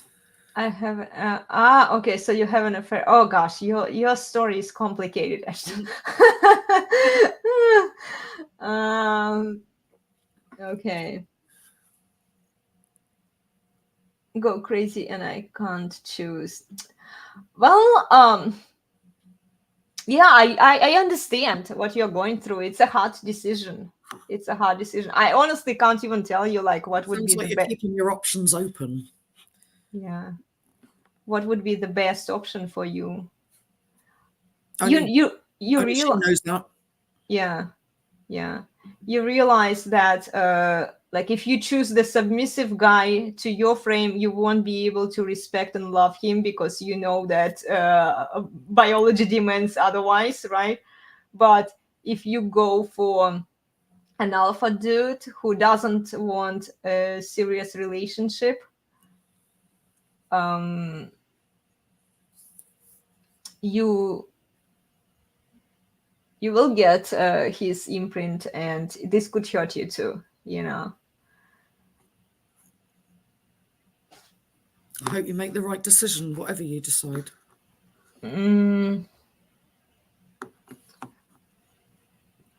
Well,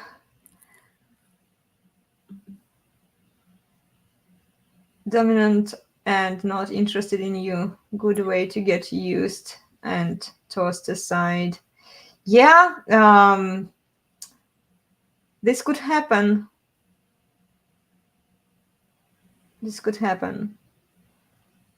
I see a lot of women. They're chasing like the top 10% of the world male population. Well, it kind of depends, Ashton, what you want. If you want, if you want a family and kids, but then like a healthy way of having family is to be with a man who behaves like a man. I mean, there are a lot of good betas. I'm not saying like, look, it sounds as if alphas are good and then betas are bad, and because they just there are a lot of betas who are aware. They know what's going on, right? They can be even quite masculine, but because they don't express themselves in the same way as alphas do, and then society like in the manosphere, they're kind of picked on, you know, like betas are not considered to be like the best that a woman could get, but it doesn't make them bad people. There are plenty of good betas out there who are doing their mainly job of taking care of a woman, and you know, if they are with a good woman who loves and submits to them, who respects them, you just have to realize, you just have to know that this could be in a way. But if your goal is to have family and kids, there are a lot of good men out there. So I would say to women, like, look, if you are not a 10, if you are not above average, don't even bother with alphas, because you're not going to get them. Because alphas know their worth, they know their value, they can fuck anything that they want, right? They can get access to the relationship that they want. They determine the rules. But okay, let's get to this guy. He's interested in me, but he's the sexual kind, and it's a great friend. Johnny does know of him, and the dominant man does know about him too. Oh my gosh, you have like Santa Barbara in there. Everybody knows about everyone, huh? Yeah, interesting. Yeah.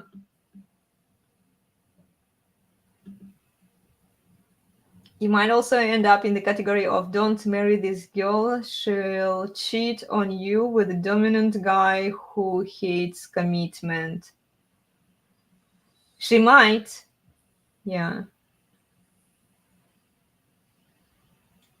Mm.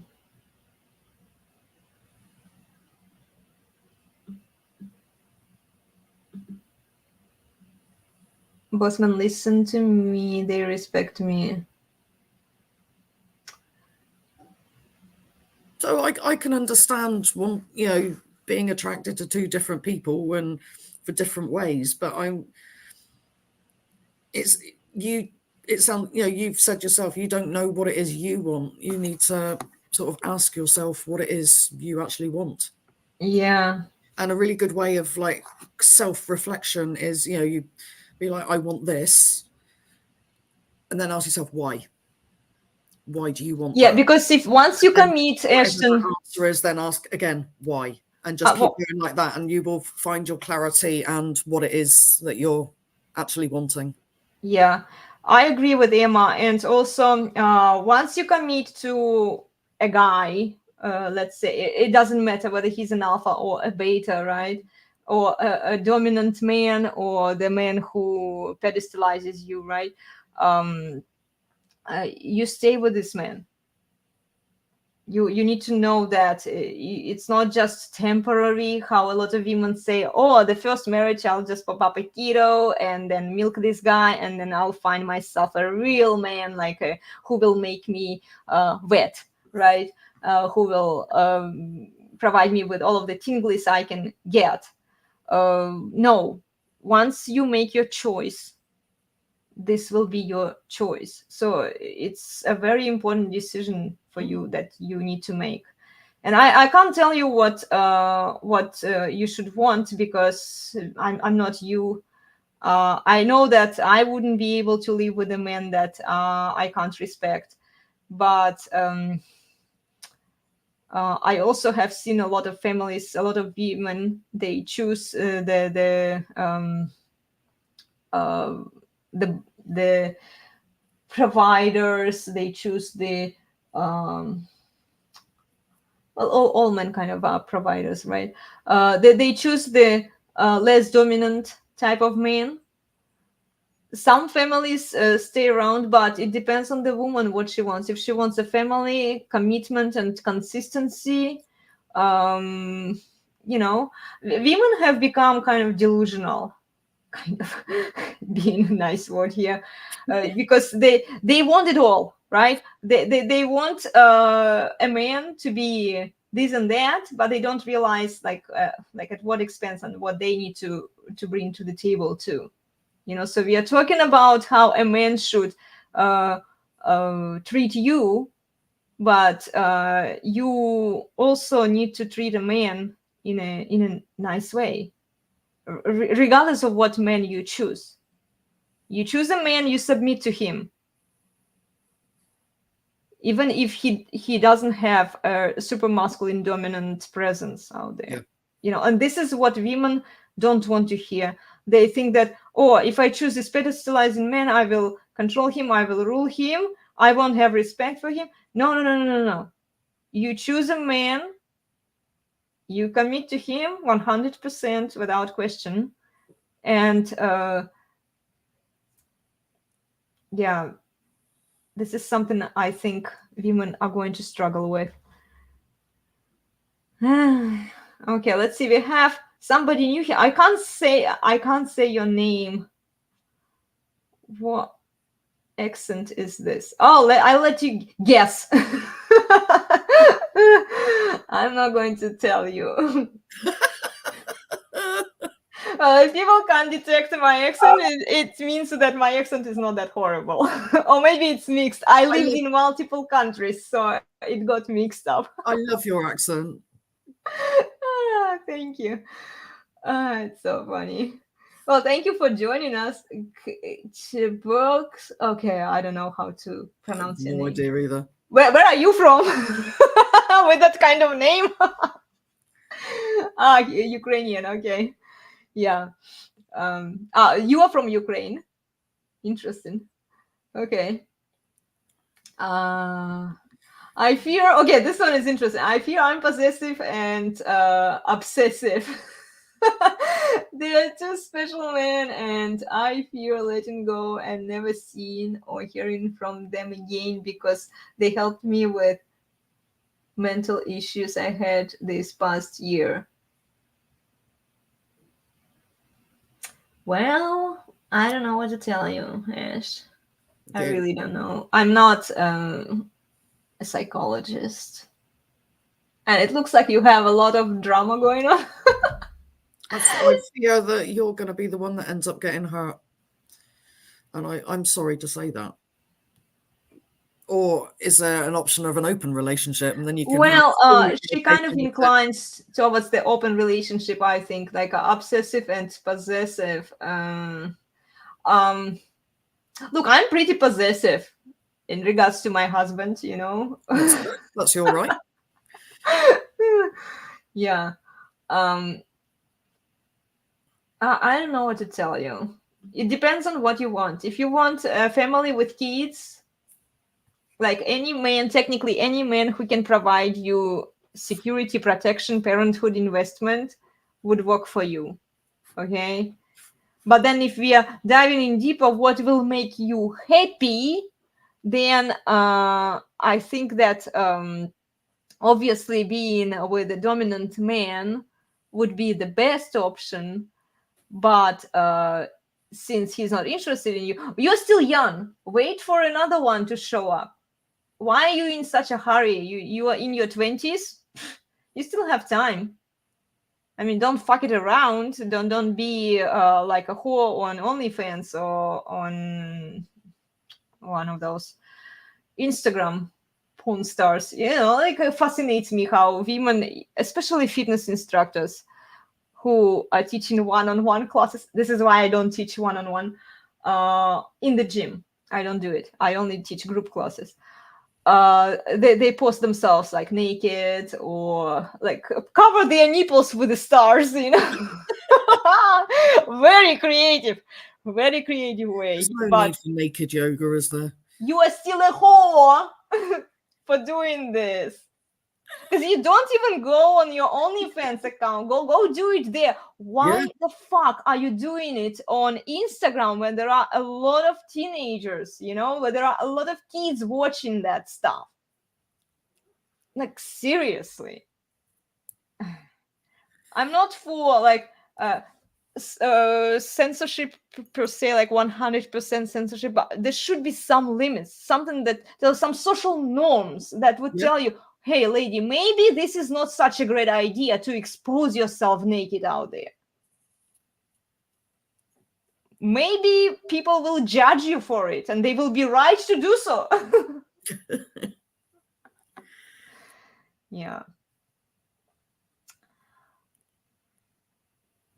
Okay, what did she hear here? I've heard OnlyFans does other options, not sexual, like men or women love watching someone write or read or clean. Oh, this is just gross. Strange fetishes other than sex. Are you talking about like foot fetish that I often get from my yoga classes? Are you doing barefoot class? Taking advantage of. Yeah. Yeah, there are a lot of fetishes out there, and it's just crazy. I'm not a fan of OnlyFans. I don't recommend you to go that path. I don't recommend women to be a porn star, because this makes them very low value women. Women believe that just because they are pretty and they can offer sex in exchange for money, resources, they can get away with it. Yeah. But it's not true. Okay, I mean it can be for a while, it has been, but it's overloaded. If you look at how many porn stars are out there already offering whatever they can, so even deviate from sexual to reading, writing, and other stuff. This tells me about the craziness where our society is right now. So men don't just go for OnlyFans because of the sexual needs, because women are all chasing whom? The alphas, the top 10% of the world male population, maybe even less. The rest of the men remain sexless. So, yeah. Biology demands that women are surrounded by masculine men, but most men are not masculine. Yeah. Look, there is nothing wrong with beta men as long as they are masculine. Beta men can be masculine. They may even appear as an alpha in front of the feminist men. Beta men can appear masculine, a rational man, a masculine beta man. Okay, here you go. I'm trying to catch my thought here. A masculine, sorry guys, taking me a while today. A masculine, rational beta man will appear masculine in front of the feminist man. There is nothing wrong in beta men. Biology demands that most men are not alpha men. Okay. I'm not a fan of using like alpha versus beta terminology, because it kind of offsets the beta men, which are the majority of the world male population. And then it appears to be that only good men out there are the alpha men, and the beta men are not good, and men might feel disincentivized to be more masculine. So yeah. Who are the top 10% in your opinion? Like in your surround, who do you think are the guys getting most girls? Okay. Your guess is wrong, by the way. Just saying. Keep trying. These are the men that all women want. Okay, these are the men who have a lot of resources. They can afford a very nice lifestyle, but they are also masculine. They set the terms. They set the terms. So to some extent, let's look at Leonardo DiCaprio. I know some of you might not like him, but he is the one who swaps models the moment they turn 25 years old. No longer, expired, boom. Moving on to the next one, right? So these are the men that women consciously go and date because they know that they can get what women want. Okay, these are the men that women find attractive, physically, financially, and also mentally. The men who wouldn't take crap from women, the masculine men. Okay, it just kind of narrows it down based on how much resources they have. So yeah. Okay.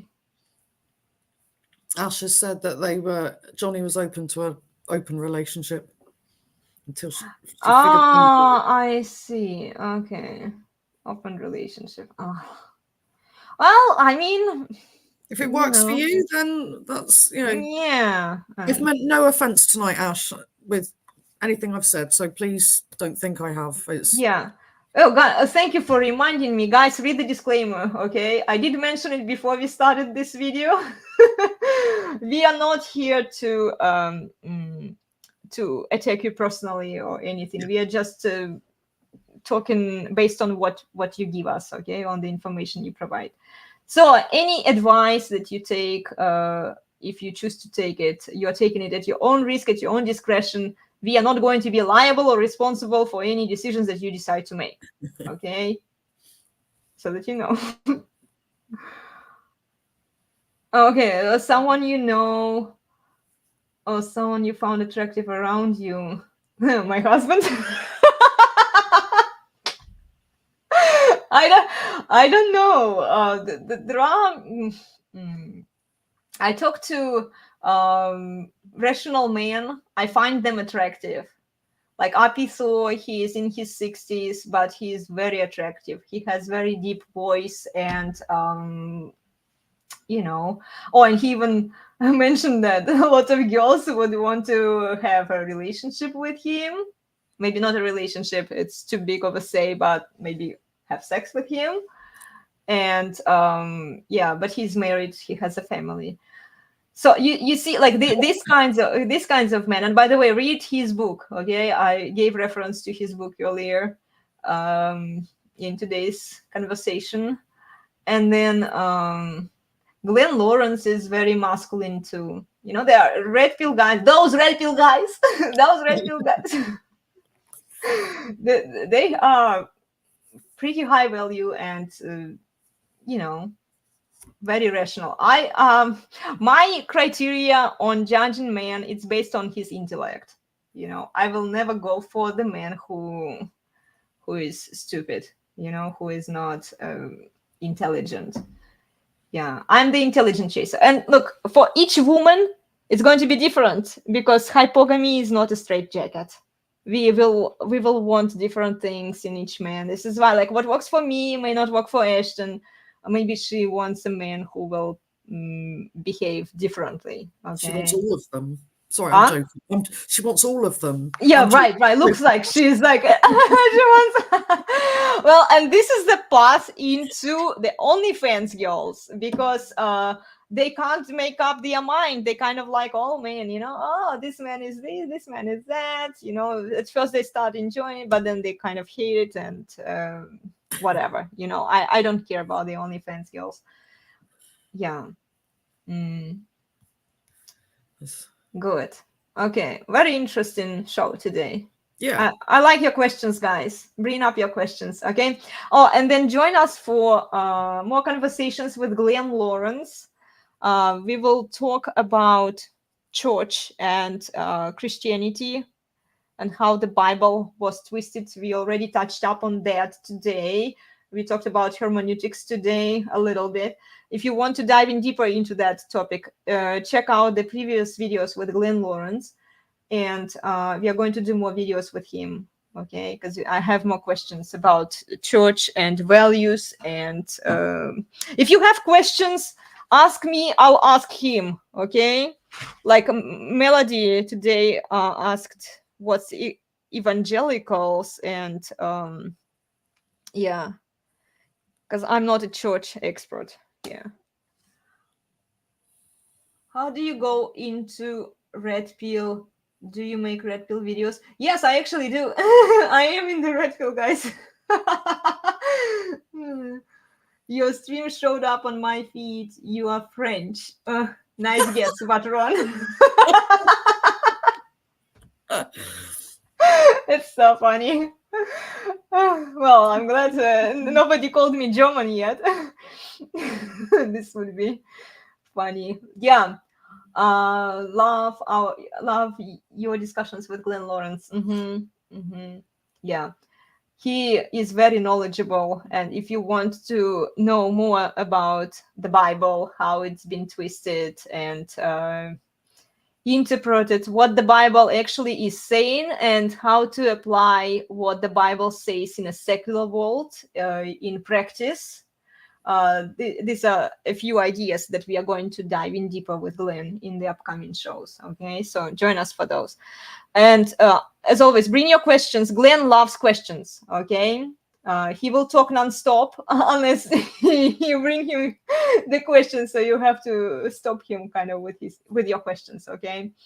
So yeah, you can send your questions in the comment section down below, or don't send them right now, okay, in the live chat, because I won't be able to capture it.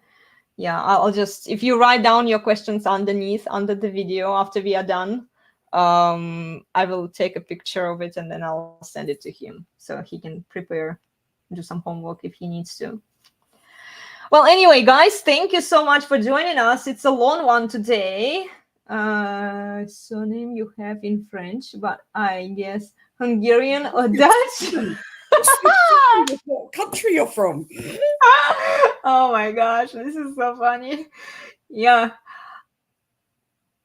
Well, barre is not a surname. It's actually a form of fitness. Okay, here I'm going to do this. See if it shows up. Oh, good old Because you can use the comments. I created the comments. Barre is a low-impact, full-body cardio workout with the focus on building strong legs, glutes, upper body, and core. It's very good for posture, coordination, cardio strength, and overall flexibility. And I highly recommend Elena as a teacher. Oh, thank you, dear. Yeah, I teach fitness here mostly. Okay, so you can find my classes 5 times a week. With the holidays, can be hit and miss. On Monday, I'll have to cancel the yoga class. I usually teach hatha yoga on Mondays at 7:15 in the morning. And I'll cancel it because of the new year. So I won't be able to wake up on time for that class. I'll still exercise. So you can choose any class from my collection of classes. You can also check out more classes on elenasbarre Patreon. Let me see. I'll send you the link here.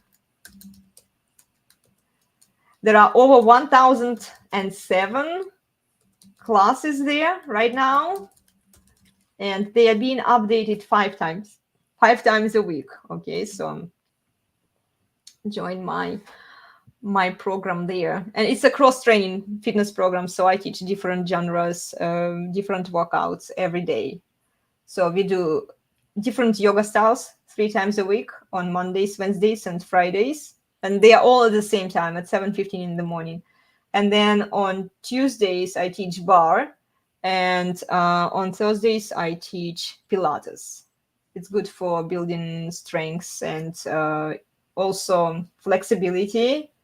And it focuses on improving your posture, your alignment, teaching you the safety, fitness, how you can implement it into your daily life. Not just in fitness, but also daily activities. Emma tried that class, right, Emma? I really enjoyed it. Yeah, okay, good. I'm glad to hear that. I love your feedback, guys. If you are attending the classes, so far I've only seen Ship, who's been very consistent with the classes. Last 2 weeks, he's been attending all of them. I've been less consistent because I've been making the effort to go back to Tamlin's classes because I've got to get my certificate, and so I'm trying to attend her classes. I might alternate. Do every other week or something? Yeah, that would be awesome. Join me for Tamlin, Pilates, Emma. It will help you. Yeah. Okay, and it's a low impact. Let me write it down here.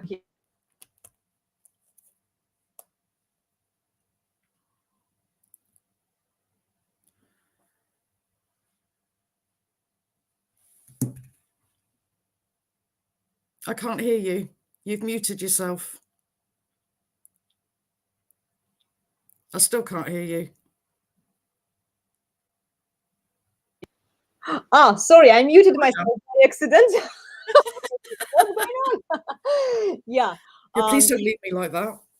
Yeah. If you show up on time for our live streams on Saturdays, you can choose the comments. I also play the piano, so if you join me on Sundays, I usually run my piano live stream, and it's a practice. I'm not a professional pianist, okay? I just love playing the piano. So let's look at Pilates. Pilates is it's great for building strong core muscles that contribute to proper posture and spinal and pelvic. Contribute to proper spinal and pelvic posture and alignment. This slow activity can help release back pain, improve digestion, and gain strength. Yeah, and flexibility too, because we also stretch.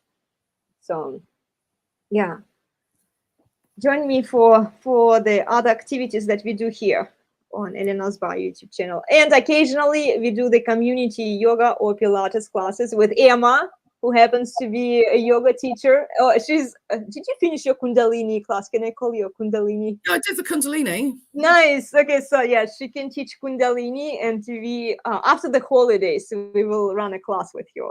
She, like, she tortured us last time when we did it. It was a fun class, guys. I think it's on Patreon. I moved it to Patreon. Oh, maybe it's still here on my YouTube channel. I have so many fitness classes. You can check and tell me if it's there. We did one Kundalini class with you, and it was a lot of fun.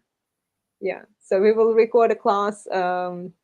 Maybe we will go live, straight live, so you can join us. I'll make an announcement on my Instagram, so follow me on Instagram. Okay. Yeah.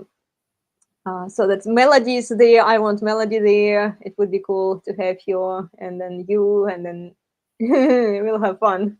Yeah. With the Kundalini Kriya. So yeah, Emma was teaching yoga. She did meditation. We know each other from the yoga TTC that we took together. Actually, a bunch of TTCs, right? Yeah, and meditate. Yeah, the meditation. And meditation. Yeah, we did complete the meditation course. Did you like my meditation about turning on your rational thinking on Instagram? This is something I think meditation teachers should be writing books about. Well, it was a raw example. Okay, Yeah. It was like a straight under 1 minute. I did my best, guys, but I think we should start writing books about rational thinking and how you can implement rational thinking into your meditation. It needs more work. Okay. Yep. So it kind of felt awkward because we are not used to meditating that way. We usually go through the heart to everywhere else, and now I'm like, no, go to your brain, activate your brain. Yeah, cool. Okay, good. Well, Emma, thank you so much for joining me.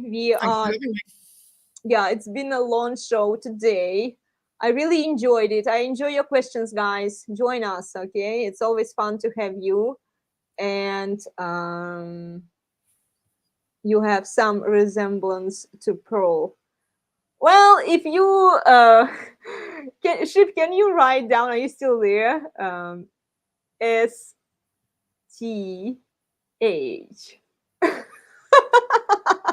I think I agree with you that the OnlyFans girls are not the true feminine women, and yeah, I started watching her stuff recently, and maybe she doesn't understand like all of the basics why and how, but she's asking very good questions. I wish more women were asking the questions that she does, and she has the exposure so she can send this message out to even more women. She talks to women. She's doing the hard work essentially. She's trying to convince these feminists that like they're not great, they are not perfect, that they're delusional. Yeah, I have some respect for her for doing what she's doing, and she sincerely is interested in helping men. So yeah, I kind of liked her. I didn't watch her shows before, but recently I started watching some of her stuff, and also with Donovan Sharp, and she's pretty good at what she does. Good. So yeah, let's wrap it up, guys. Thank you for watching. Remember to like, share, and subscribe. It helps the channel. Leave your comments related to the topics, please, and ask your questions to Glenn so that I can ask Glenn your questions when we are running the show with him. Even if you can't make it to the show, I will still ask him these questions so that you can join later and rewatch the show and your questions will be covered. Okay, good. So I'm going to take us out. Cool. And Emma Always appreciate you. Thank you for joining. Thank you for your time. Yes, love you too. And Melody, we love you, girl. Take care. Happy holidays. Yes. Happy New Year, everyone. Happy New Year. Yeah. It'll be really weird.